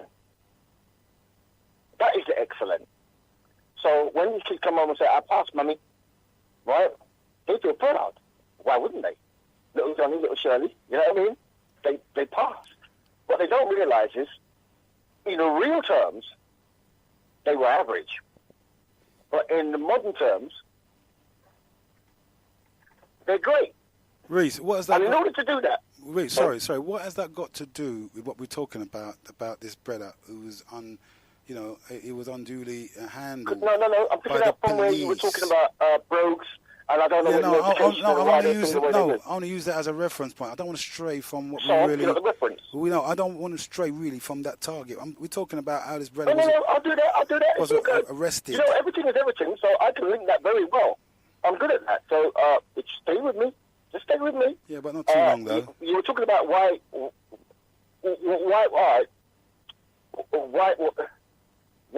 you can argue. Let's go back to your day wearing brogue. Now, it wasn't peaches and roses because people get knifed, and police and thieves on the street, and all of those tunes. There were people grabbing and fleeing and all that business. And then there was rhetoric about black people just, are criminals because they take handbags and all the rest of it. And it might be all the age for certain people in certain communities where black people were. I mean, you have to analyse the data, and data is irrelevant to your feelings, Bridget. So if it's so, then it's so, right? And communities are inculcated into a certain lifestyle, and the best of the best realised we were inculcated into a certain lifestyle. How unfair is that? Who did it? Let me go and investigate it. And once I know who did it, let me expose it in a cogent, intellectual way, and they don't really want to hear that. But I do it in the best way. That's why I can break it down to you. Now, if you gave me 2 seconds, I'll pull up something that I've been working on. Yeah, but hold on, though, Rich. Hold on, just one thing, though. This goes right into your youth, Bridget. Yeah, well, you don't think it don't. Try to make it short, yeah, because you've been on a few times, honestly, and people need to come in. I have, to be fair, but I am an educator, so okay, I fine, it. But you have to learn to bring it down to time. Think about time, yeah? Now, go on. I'll give you a couple of seconds for that. Well, I agree with you. So when you spend an hour and a half on a 15-minute job, remember, take 3 subjects, express these are the topics I want to talk about. These are my views. Keep it short and snappy, and say, after 2 hours, we're going to move it on to another one. And if you want the juicy, at the end of your show today, you say, we're going to talk about these things. Well, that's in the first hour, organise it, my friend. That's LBC, right? Mate. We're not LBC, you know what I mean? That's not LBC. That's not what they do. Well, but anyway, I know that a long time, I used to do that. Listen, hang on a minute. I used to do that before, bro, when I was on before. I don't care about LBC. But hear what I'm saying to you. Right? Don't mention not LBC, but listen, no right wing, no nothing. I'm just telling you what's real. Reese, hear what? Right? We're not listening to a talk so let me just find how I'm to organise my show. We just want to hear. I want you to culminate quickly so we get someone else on. Okay? I'm scrolling down. Well, hurry up, bro. Come on, man. Don't do this, man. No, man. I'm saying, look, man. I've been reasonable with you, Reese. All I'm saying to you is, could you wrap it up now? Just finalise the point, yeah? Yeah, but you know when you're trying to look for something, you put the pressure on. You got me scrolling past, and I'm not probably going past it. And it's very, very, very, very. Hang on. That's fine. I got it. 1, 2, 3, 4, 5, 6, 7, 8, 9, 10, 11. 11 lines. This is from the Communist Manifesto. And I really want these idiots to listen to this. Because you've got to know where you are. I have other quotes to tell you where they're thinking and why people are getting dumbed down and doing the stupid things they're doing now and presenting foolish arguments but won't stand up and debate me. Right? I have stripped it apart. What's this? When the ancient world was in its last throes, the ancient religions were overcome by Christianity. When Christian ideas succumbed in the 18th century to rational ideas, feudal society fought its death battle with the then revolutionary bourgeoisie. Do you understand what that means? I need to break it down to you so everybody understands. Yeah, but we ain't got time for that, Reese. You can come in like you're not listening to what I'm saying. You're doing what Eric Gucci did. No, but hear what I'm saying to you, Reese. Let me move on, and I'll move on, and I'll get to the crucial point for you then, right? Because, and someone's going to say, next time, let him explain it to the fullness, because we've got the last part, and the last part is important, right? So, where is it? The ideas of religious liberty and freedom and conscience merely gave expressions to the sway of free competition within the domain of knowledge. Okay. Undoubtedly, quote unquote, it will be said, religious, moral, philosophical, and juridical ideas have been modified in the course of historical development. But religion, morality, philosophy, political science, and law constantly survived this change. That's important. There are, besides, and for your social constructionists, here it is, when it comes to Marxism, there are eternal truths such as freedom, justice, etc., that are common to all states of society. Here are the crucial lines now. But communism abolishes eternal truths. Who can do that? It abolishes all religion. Who keep talking about the hate Christianity and Islam? And all morality. All right, hear what now? Hold on. Listen, man. You see what I'm saying, bro? Now, anyway, anybody that come and talk about them is anything moral and have ethics, where you get it from? You make it up. Right? That's what I'm saying. Yeah, well, okay. You are a sinful dog. Okay, and you right. deserve to get embarrassed. All right, cool. By me, and I will do it. All right, thank you, Reese. We have to go push on now, man. All right, come on, then. man. Enough respect. Because it's causing our children more than anybody else, the problem. All right. Take it easy, bro. Might get bust a blood vessel. Thank you very much, Reese. Yeah, whoa. Heavy. Heart attack there, isn't he? Well, let me just give you a couple of texts. Text and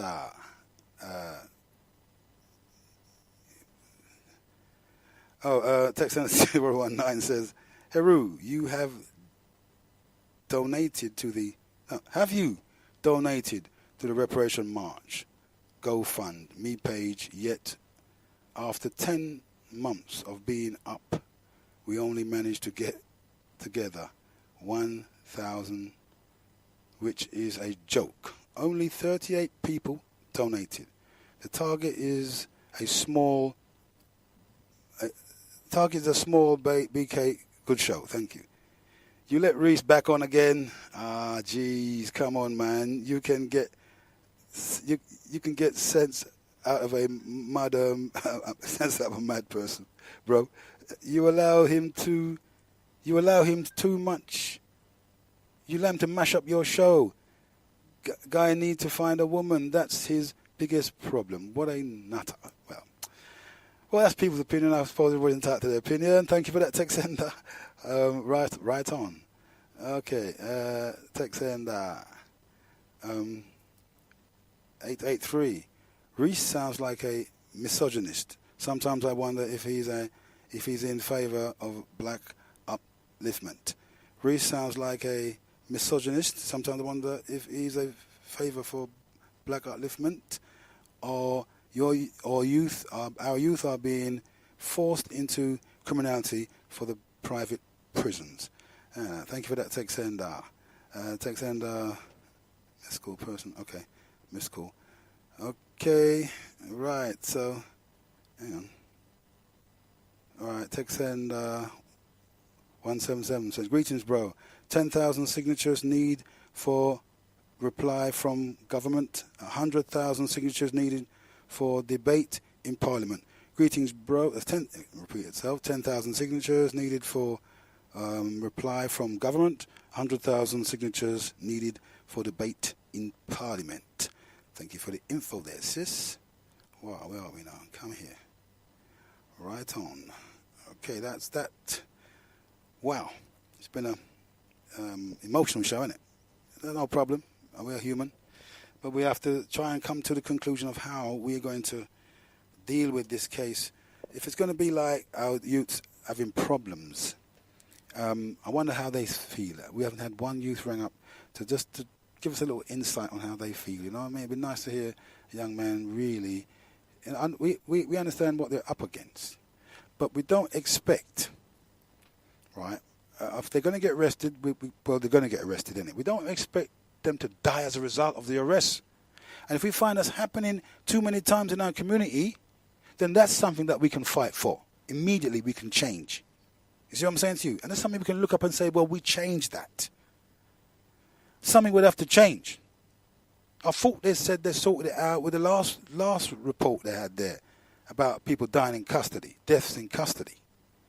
I thought they had it with the Scarman report, all them kind of report, I don't know. But if our youths are being killed, and if the community is broad and wide as they are, if we come together over boroughs, that will in actual fact also break that stupidity of the youths. I think we've got to get them on board to see it's better they unify and look at the what's happening around them, and the same energies that they use to push drugs and, as I said, to balance up the economy for themselves. I mean, you know what I mean? I mean, we do understand there's no work provided for them. Apprenticeship time, you know, back in the day was all right. We used to get £10 or something like that for £7 it was, apprenticeship. I said I feel it for the youths because they've got it worse than what we had. You know, at least we had a little bit of hope. Maybe not much, but we had apprenticeship. These youths now, they don't have nothing. And they can't look at us and say, well, they've made it look that way because the society has made it look like we're useless. Number one, they managed to pull the rug from underneath the breadwinner thing. How long ago is it that you thought about a thing called breadwinner? That's a rare animal now, isn't it? Breadwinner. People don't talk in them terms anymore.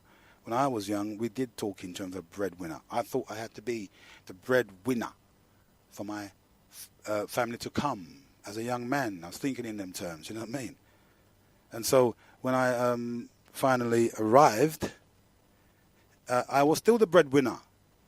It was only a little while back when we thought women meant to stay at home and to provide and look after the family.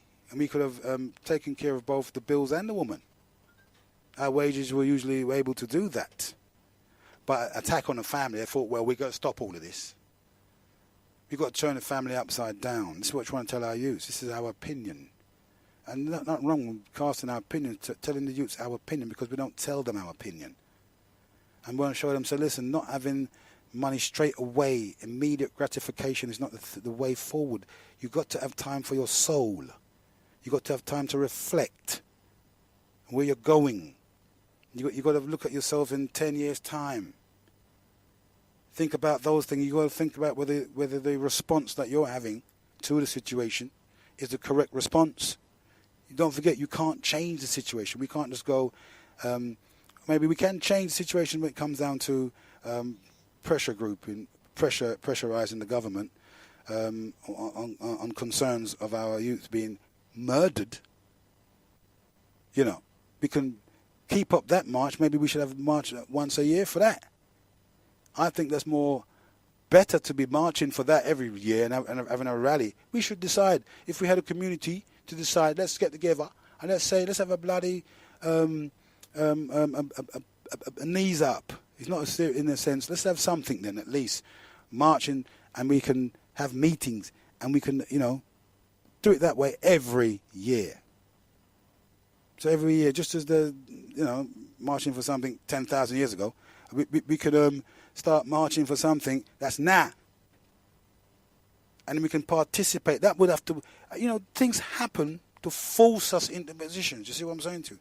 That's how the spirituality makes me see things like that. The whys and the wherefores, according to my IO, my incarnation objective by the All Source Set Society, is to know the whys and the wherefores. And all of these things. So it happens that things forces us. I think life does force us. We may look at the forcing as, oh, God, help murder. You know why we look at it like that? Because we haven't gone down the spiritual route. We've been talking about all the physicality and the things that are dear to our heart and affect us, and all this thing, I can't stand that word. We talk about the things that affect us. Talking about what affect us don't do nothing. Keep pointing out the problems, and that's done in a sign of madness, because that's what the tactics are used by groups, to keep on pointing out the problems. There's no solution there, though. To keep on highlighting the problems, and they become junkies on that. Problem junkies. They have to have problems 24/7 because they don't have to feel like there's a problem. Not realizing, not understanding the problem, to give better information to our children, how to manage setbacks, to look into themselves and build a character. If you want to be successful, you can't have a little mashed up character, can you? You've never seen people mash up character successful. You see people with character, dignity, and then even when they get their success, they might think, what's it all about? They probably don't even want it after that. So you're killing up yourself like it's your lifeblood or something. I understand the problem, but you see what happens to a lot of young folks. They think that they are on their own. You see what I'm saying to you? The responsibility that's laid upon them is proper heavy. That's why some of them look so old before time. They have a different mindset, taking care of this shit, you know what I mean? Pardon my French. You see what I'm saying? I'm going to take care of this. They don't care. I don't know how that comes. It's not my generation or the generation after me. It's the generation after that. You see? Those ones. You see? Then they've grown up with a mindset from you. I don't know whether the parents' upbringing, because let me tell you this, it's not because, I don't think it's to do with upbringing, because you could have a home with a mother and father perfect, and yet them still turn out away. What the saying is that the pastor's children are worse. And it's probably true. It's something that is events in it, and it's forcing us. You and I can't do nothing about the generational transfer from individuals that come back into that life, and probably with problems in the first place in any case, because we don't have a philosophical view of the whole situation. We have to rely on our emotions and box blindly. This is what the whole thing is. We're boxing blindly here. Not necessary to box blindly. It's just that we need to understand that the events are events of what they are, but our response to them could be the reason why we're not really progressing, because the event, we're focusing on the events rather than the response to the event. We can't control the events. Events come into our lives independent of us. But how we respond, because, we couldn't stop slavery, could we? Why couldn't we stop slavery? You could say, oh, you should fight, or you could say what you like. It happened. You see? With or without us. So all we got now is the response, innit? Now we've got to decide, because the horse is already bolted in this. We have to decide how we're gonna respond to it, and how we're responding right now. Is it correct? Have we got the right response? I'll talk about. Hang on a minute. What's this saying there? 1 minute, folks. 1 second. Hey, Steps.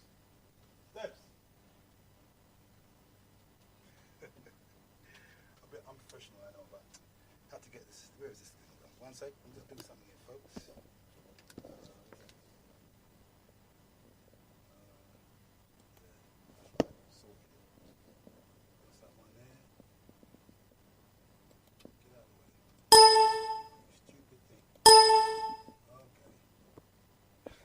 Yeah, so it's down to us at the end of the day. How are we going to respond? Is it the correct response? We got problems in boroughs. We're not strong enough as boroughs. We need to get a cross-borough committee that when problems like this arise, we can all get together. We need to pressure the government. We're going to pressure. If we're worried about the way that the police are policing our community, we must get into Parliament with all this argument. Yeah, we don't love the way your people are dealing with our community, our people. You see what happened last time? You see what happened down at, remember Broadwater Farm, mate? You know, I'm kind of talk there. Remember, it's not going to be your fault.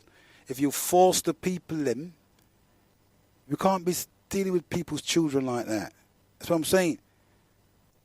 Cross-borough committee would have to be called straight away and see what we need to do. We're to apply the pressure. Then when we call to action, we call everybody, 10,000, 20,000, 50,000 strong. We can command. And we're going to have a rally, we get everybody from Birmingham too. We hire the O2. And we have our conference in there. And we look at what's happening to our youths, how they're progressing. And we take on all sorts of things, take on the schools and the housing. The governments are running amok because they got no one that challenged them effectively. And it comes down to that. You see, the system absorbs our energies and turns it into harmless, smoke. You know what I mean? Our energy will go through the system. Whoa. That's why they told us to come to them with petition. To turn our progressive energies is to nullify them, to make it harmless. You need 10,000 signatures, you need 200,000 or 100,000 just for us to have a look at it. Even debating, you're not going to say we're going to give you any positive, see? So when it passes through these things, it's neutralized. That's how the system is. The system is like that. It will correct itself because the system, when one part of the system is out of place, the next part will fix up itself to accommodate that part. This how if you understand systems and the feedback and everything like that, you understand how systems operate. When one part is out, the next part will adjust itself to suit the other part. And if there's a protest at one group that's have more power than the other, then the next one is formed to balance up that. So if you understand this kind of logics, you would know how to organize yourself, innit? But see, if emotions blind us, and the fact of anxiety, we can't see the trees for the woods, we don't know where to go. It's like a mishmash. We've been led up the garden path, we've been led up the creek without a paddle. Done this, done that. I always say no one's accountable. No one's going to fall on their swords for some of the ideas, some of the failed nonsense. Have we got to look forward to nonsense all of our lives? No, because some of the bigger, greater thinkers need to come to the fore. Some of the big thinkers, not the little dwarf thinkers. Narrow-mindedness, when we're going to be alienating each other from each other. You need the community, whether you're black, white, pink, orange, green. You look like a zebra. But there's always this thing about, you're denying your blackness, this kind of talk. Oh, you see, you wrap up with Nzungu. Negatively influencing. You ain't got nothing. What have you got to show then? If you're going to be... You're live on Genesis. Had a call up? Hi, greetings. Me again. Yeah, man. No respect. Sorry, I couldn't hear properly. Yeah. I'm agreeing with what you're saying. It's going to take resistance. It's going to take us challenging, no doubt. We've got to be involved to be challenging what's happening. And, everything that we've just seen recently with Rashan and the other one, was it Eduardo da Costa, his name was? Mm-hmm. They're showing you what they think of us. Mm-hmm. They're showing you how much they value us, how much they value our lives. Nothing. That tells you a lot. Mm. In the face of us marching for reparations. They're killing us. For something that happened how many hundreds of years ago, yeah? They're showing you today how much or how little they value our lives. Mm.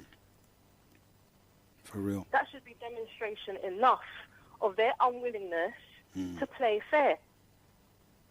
morally, I feel that we have every right to reparations. Of course, what they did was barbaric. But at the end of the day, legally, we don't stand a chance. I'm sorry to say it. Legally, we don't stand a chance. Because they're turning around and saying, there's no survivors, you're out of the time limit, because I think you have to put in a claim within 70 years. Okay. They've already answered before to say that, oh God, what was it they said? They said because it was legal back then, they were entitled to do it because it wasn't illegal at the time. Because, of course, the system will use its laws to protect itself. Of course. So as much as I would love for us to get reparatory justice, realistically speaking, I can't see it happening. And then, as I said, I'm looking to see whether this legal claim actually has been made. And I can't see it anywhere. So you're galvanizing the people to march here, march there. But where's the substance behind it? Where is the legal challenge? And you are a part of the community, so you're quite entitled to talk about it, right? Of course I am. Because you're a member of the community. It's addressing you, it's addressing me. So don't feel no way, I know, anyone, don't feel ashamed or feel condemned or guilty because you're discussing it. This should have been done on a consultative thing anyway. Because that is true. we could express our fears and doubts then. But so we weren't consulted over this thing. We're just like told it's going to happen to us, you know. We should be glad, it's grateful that it did. But it's not going to achieve all. That's exactly what happened. It's not. Right, this is what we've been doing behind the scenes. Now, everybody, come on, march with us. We weren't even given a choice on how it would happen. I mean, the whole point of marching or having any kind of protest is to sort of shake up the establishment a bit. You know, you're trying to get the attention of the establishment. Yeah. When we're marching, we're not even marching on a day when Parliament's in session. They're all away on their holidays. And then once the people are marched down to the House of Parliament, they're told to stay back like good little sheeple, while the people that, you know, go into or by the House of Parliament take a picture with the Guardian police officer and hand in the petition to the cleaner. but sis, quick, as you just said that, I was a security guard in the housing office in Brixton, up at Oliver Morris House, yeah? And we had the most problem with housing benefits, right? The people coming, they wanted to mash up the place because they didn't get their housing benefit paid. And when I said, look, I'll tell it, to resolve the situation, I'll take it upstairs and go to one of the advisors up there. And you know what the advisor told me? Well, you usually throw them in the bin. So when they hand it in, when you think your housing benefit application has been done, and for weeks and weeks you're waiting for an answer, and then you find that you're evicted or you're up for eviction. You see that? It's because your housing. housing. We don't even know where the petition ends up. Your housing the benefits in the bin. The last time we had any kind of response, Brother Heru, is when I think it was back in 2014, and they said that, you know, it was some. May as well have just said, yeah, whatever. Prime Minister's passed it on to the Foreign and Commonwealth office. We saw your letter, but then that was it. It was just a letter of acknowledgement, and not even from the Prime Minister. That is the last reply. Well, see, the thing is, sis, yeah, but we can't. I mean, really and truly, if we never even mention it today, we can't just ignore it, because remember, it's a community thing. You see what I'm saying to you? So even if you and I didn't even talk about it today, they would be wrong, because we're supposed to. It's a community thing, isn't it? It's not a club. No, I agree with you. It's not an organisational thing. It's because the organisation is saying it's a community thing. Communities and Genesis community, they haven't really spoken about it as such. You see what I'm saying? I don't hear anybody talking about that. I don't hear anybody in Genesis encourage people to go in there. There's something wrong in it. You see what I'm saying? I agree with you. Because there's a fight. There's a fight going on now in Hackney. You know, it just seems to be predominantly a station that is talking about it 24/7. Yeah. But out of that, you know, you don't really hear people talking about this march. No, it's funny, gents. But I also say I don't even hear Africa. No, you know what? My gripe is, as well. It's my own feelings, and you know. And if you ask Heru, we going to march tomorrow? No, I won't be. You know what I mean? But I'm just saying, because you know why? Because I don't hear nothing from Africa. I have to agree with you there they haven't too. sent I'm always saying they it. haven't sent any delegations from. I don't see any delegations leaving Africa, or even the African embassy sending any delegation down on the march and heading the march with the African embassy in the forefront, flying the flag. I don't hear Mama Africa saying nish. So if Mama ain't saying nothing, then and then if we wanted to fund that, surely with all the gold in Africa, what they got, right, and all these diamonds they keep talking about, rubies and diamonds that people coming and stealing, they could have given us some of that diamonds and then fund the thing then, innit?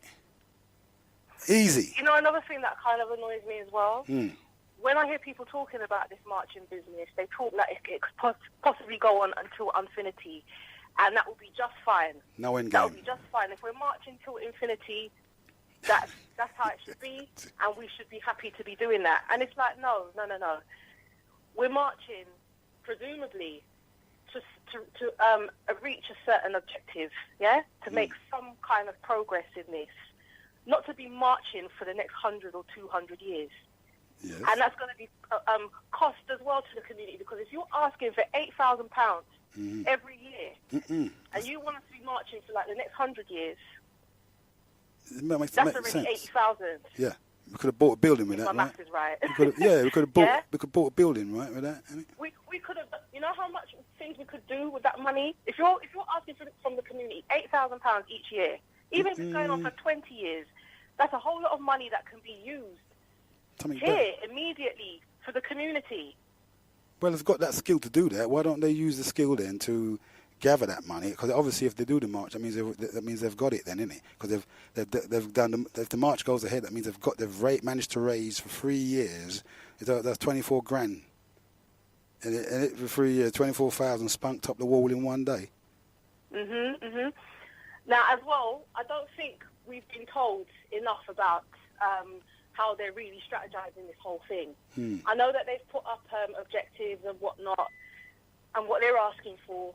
But is this a march that is trying to raise, like, I don't know, political gain instead of making a legal claim? Is that what it is? Well, this is you know not what? A legal thing? Is it a what? political thing? I was thinking about that. There's no clear heading, because if it's not for money, then it's okay, fine. It's not for money, it's for repair. I'm thinking, why do we need to go to Downing Street to repair ourselves? In a sense, we don't have to let Downing Street know that we're going to repair. So if it's not for money, then if it's just get recognised, hello, I'm over here.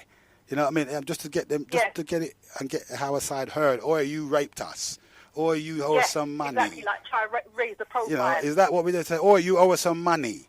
And so then say not about money. Then say, okay, what the hell is it about then? It's about stop the manganese. We call it the mangiwa. Stop the manganese. You got it right. I don't know what that means. What is it? But you see, as I said to another DJ not too long ago, I was saying even that. Stop the manganese. One of the objectives is we're asking for a promise that slavery will never happen again. That's a joke. But that's a big joke. Because slavery actually never went away. So, Chattel slavery may have come to an end, but all different forms of slavery stay. There's slavery in Saudi Arabia. There's slavery in Libya. There's slavery of, all these human bodies that are trafficked all around the world. Some become sex slaves. You know what I'm saying? Slavery never went away because this system needs cheap labour, and if it can get away with it, slave labour. So even that, you're asking for a guarantee that you can clearly see will not happen because it's still going on today. But I mean, I understand that. So if they say, okay, we won't do it again, then you're going to believe that? Believe that? Listen, the weirdest thing, right? We say they're barbarian, they're this and them devil. We know they are. So how come we appealing? Why so weird. Them like this? So how come we're appealing to the good side? If we don't say they're barbarian, exactly. When we can see what their side is. They haven't got no good side. They're showing it to you. So why are you going to them cap in hand and looking? I don't know what you expect from them. You see, because what they've done, they set that up to neutralize our energy. So when we go from revolution to politics, and we're going to go looking to be, some of them probably looking to be a politician. I don't know, maybe. But because remember, the original organizers said it was only meant to be 1 day. Sister Stella. I remember you saying that. All them, I yes. said to you, I said, that to me makes more sense. Because it's coming like they want the people to suffer from burnout. Somebody. Because if people are doing something every single year and they're not seeing any progress, and I know, I can understand, we don't expect things to happen overnight, but at least something. We want to see at least that this has been recognised, this has been taken seriously. And then on top of that, I'm having a look to see, well, okay, where is this legal claim? Because I know that they've been talking about the International Human Rights Court. They've been talking about the UN Court of Hague. What's been going on legally? And I see nothing. But sis, do you think we're doing something wrong now for it to be so close? I do think we're. No, I think we are. You know. Yeah. Okay. Fine. All right. So we won't need to proceed with it then. I mean, to be fair. You know something? To be fair. Right, okay. If they've got such a strong belief in this reparation thing, show and proof. Take it up legally. Isn't that what was supposed to be happening anyway? There's all this talk about, we've got barristers and we've got lawyers. Where's the legal action then? Where is it? The last legal thing that I can see, anyone can look it up, is in 2013 when a law firm was approached and they just discussed the possibility. But reading in between the lines, it looks like, and this may not necessarily be this organisation, because that was actually different Caribbean countries. I think they're called CARICOM, that approached the solicitor, It looked to me as if the advice they got was that, you probably don't stand a chance in hell. And they said, well, all right then, we're not going to bother waste our money, because they didn't push it any further. That's the last thing I've seen in terms of a legal claim relating to this reparation thing. So we're not challenging them legally. No, okay. And if this is just a political thing where we're trying to raise profiles, I have to ask, if it's that alone, why would you choose a day when you're not really going to raise no profile? Because they're not even there. Yeah, and like the application form. What is this actually all about? And this application form might get chucked in the bin. But what I'm saying to you, fine. But I'm saying, do you think we're doing an injustice talking about it like this, seeing it so near for them? You know what, right? I don't feel like it's an injustice. I feel, you know what, I'm just talking the truth, to be honest. I'm just talking how I see it. This is my truth, isn't it? My truth. Not everyone's going to share Yeah, but it's the timing, like I said, the timing. morally, I agree with the aims, I agree that we should get reparation, justice. But I'm just saying, realistically speaking, it ain't going to happen.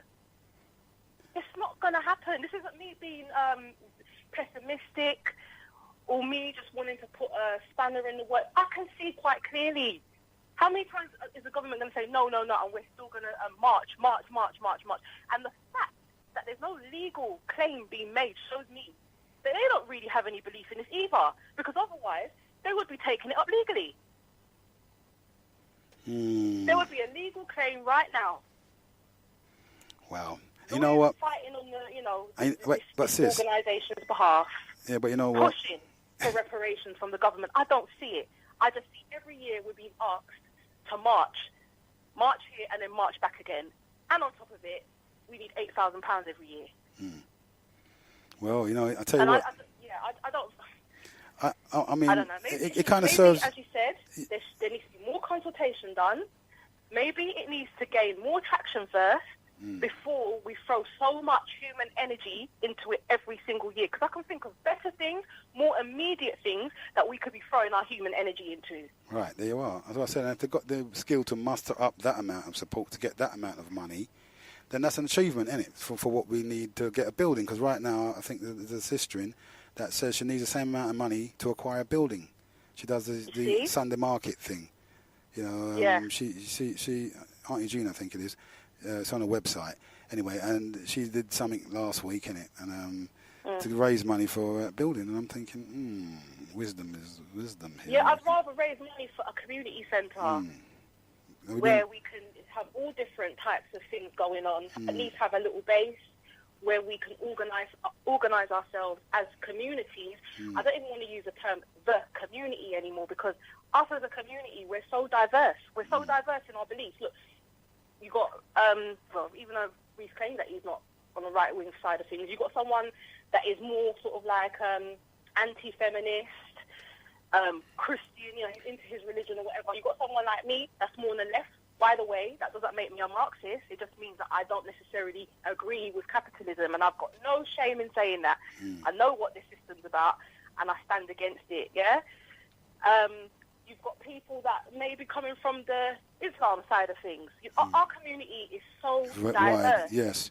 So should there be any segregation in it then? I mean, on a community level then? I don't think there should necessarily be segregation, yeah, but I think what will happen is that you're going to have various different communities. Like, let's take London, for example. You might have a community in northwest London, communities in southeast and southwest London that are doing their thing. We all kind of join together and pull together for certain common aims, but at the same time, we also address our own community needs, because not every single part of London or England is going to have the same community needs as the next one. Do you see where I'm coming from? Yes, very important. And that's perfectly fine. I don't understand why we can't accept and embrace the diversity within our community, because we're never ever going to all be on the same page. That is evident. Yeah, but we all can... And that's okay. Yeah, but we all have the same needs, and this is the thing, if we're not getting... Thank you, but we all have the same needs, and that's where we join together and work on our common objectives. That's right. For sure. And this is what I'm saying, this whole marching thing, like I said, one of the things that we're asking for is it's already a joke. At best, it's naive, because slavery never really went anywhere. So when you say, we want to promise that you never do slavery again. What are you talking about? It's going on today. It's going on today, love. Dear. Yeah, so I just think we need to kind of start small, addressing I've said it so many times before, addressing our own needs. We clean up our yard first. We can start cooperating. We can do all sorts of things. Yes, but it has to start with the community, because that's where that creative energy comes from. That's right. So true. Yes, I want to. That's it. Well, thank you for that, sister. Feel free, because we're up till 6 o'clock anyway, so we're nearly there. Oh, talking that long. Okay. No problem. No problem. You can feel free, man. Feel free to call back. Enough respect. Bless up. Yeah, you're in tune to. Thank you. Genesis Radio, People's Talk Show. It's true. I think we flogged the other one to death, the Hackney thing to death, and which we were starting to go on to the march. Obviously, if you feel you want to mention anything about that, or you still want to carry on the way we're talking about, feel free. The march is a community thing, and it's billed as a community thing. And I think if you didn't have a consultation where these kind of questions were asked, then if people start to ask them now at this late stage, then you got yourself to blame, innit? Because people will ask questions without feeling intimidated. Because it's a community thing, innit? This is what I'm saying about this whole idea of community. There'll be other marches coming up as well. There'll be a Had Enough march coming up soon, next month, I think, for the knife and gun crimes. I wonder how much people are going to support that. And we can measure that with Tuesday to see how much people are, what people are. I mean, the community is divided, isn't it? I don't know. Where are we being led to with all this? I mean, probably we could have had a better approach and because if the communities had come together, had we had that organisation I'm talking about, that group that will, in time there's a big problem in the community, we can all come together. We can get help from ourselves. We can then leverage the wealth that's in that community as well. You see what I'm saying to you? And people can believe in that organisation, because it's represented with everybody in every borough, a representative of every race, whether you're Chinese, whether you're Italian, whether you're from Colombia, anywhere. You'd have that board of people. When something like what happened in Hackney, we can then just call emergency meeting straight away, and every member of every community come together. The members come, and then we're ready. The people are ready to rally round the members. And if they said, "Well, listen, folks, we're gonna have a big rally," and then you imagine how much people we will muster up together that way. Rally in Trafalgar Square. You have to hold it in Trafalgar Square. You know what I mean? And we have or Hyde Park. We'd have speakers. We'd have organisations say, "Listen, this is something, and we've got to put pressure on the government. We don't want to start a riot." We're not talking about rioting. We're talking about legal acting. We're talking about going through the procedure then. If it's a numbers game you're after, then we'll have the numbers to take it through to that level, where the governments would have to listen to us because we've got a strong representation. We've got the numbers game here going on here. We've got every community and every borough got together, then the governments would look silly, wouldn't they? Because then they've got the old voting coming up, and yeah, talk to us now, won't you? Yeah, got you by the bollocks, haven't we? Yeah, you want to get in there? Come talk to us, mate. Yeah, and this and that, better schooling, better education. We want better housing. We don't want the rich to get richer. You know what I mean? And the poor to get poorer. We have to have people saying, well, if I don't achieve what we demand, then you ain't going to get in power, mate. Yeah, you ain't going to get in power at all because you haven't done our bidding. That's fair, and I'm not asking to bankrupt the government.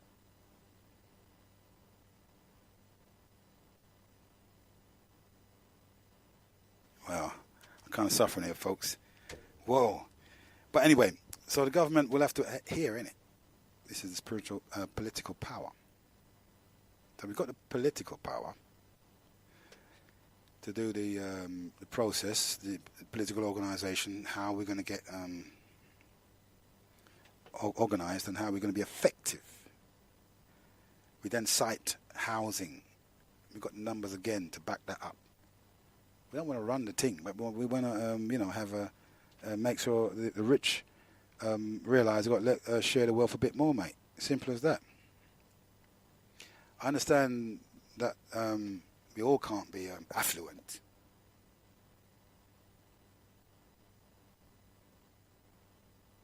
But we can strive towards being affluent. What would happen if everyone in our society was affluent then? We've got to think about this as well. Some of them weren't born with a gold spoon in their mouth.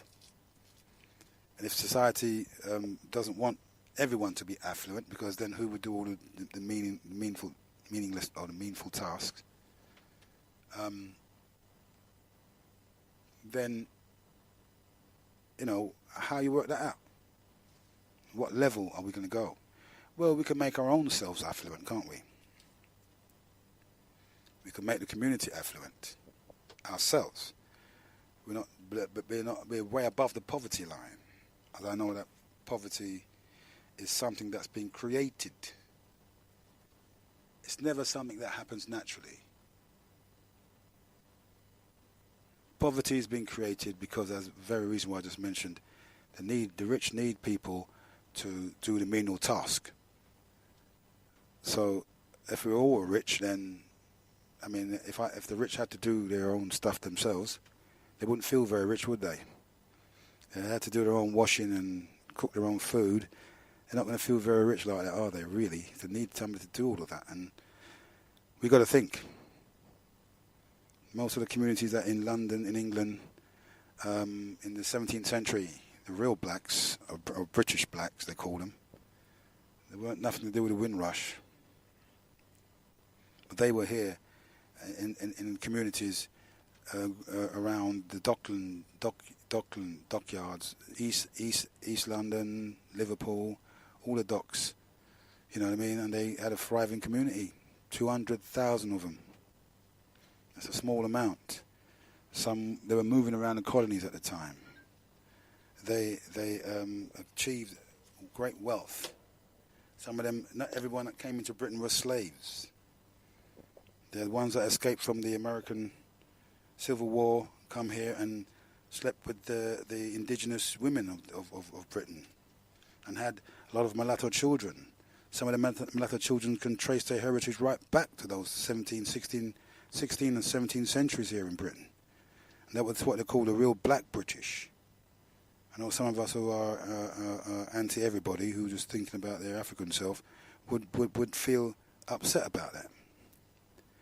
But it all adds up, innit? It all adds up. Let's see. The text here, it says,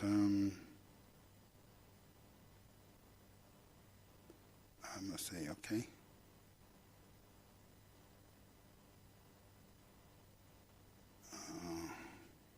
if I may be correct about it. Ain't. Okay.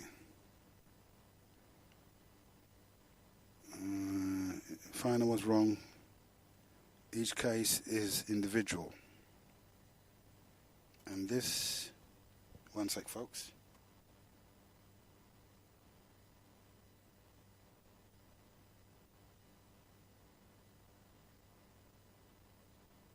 Yeah, okay. Right on. Said what the... My clothes are so steamed up in here, so hot in here. Found I was wrong. Each case is individual. Come here. And this man can cause... He was guilty, and he probably choked on that which he tried to swallow, i.e. the evidence defending that which you don't want in your community, then cry about it. Typical. Oh, female Reese, come on, man. Come on, Reese. You see the people that tell you, say, you sure you need someone to love you. Somebody's going to love you one day, Reese. Probably a woman out there right now that's going to say, look, I'll take him on. He needs some loving. Okay, a text sender, you allow him too much time. I read that already. Here, your wife, sister. Oh, where's your wife, Sister Dion, today, Heru? My wife? No, she's my radio wife. She's not my real wife now. Me and Sister Dion go way back. We don't have any relation. We don't mix business with pleasure. You see what I'm saying? She's okay, by the way. I just didn't get in touch with her because it was like a short thing. So don't worry, she'll be back here with me next time I'm back on. We've sorted out the People's Talk Show. In any case, so maybe second and the third Sunday we'll be around. We'll make a good team. So rise up, Sister Dion, if you're listening. Right, and also Olive out there, big up if you're listening, Olive. Long time no hear from you. Hello, Heru. Reese is becoming more and more unintelligent with each passing week. He's condescending, rude and delusional. And I can't stand the way he calls into your show to belittle and chastise you. He calls up each time and it deflects from the show and what you're talking about. Please stop allowing him to disrupt your show. Thank you. Chantel. Okay, Chantel. Message understood. Text sender 883. Criminality for the private prison system.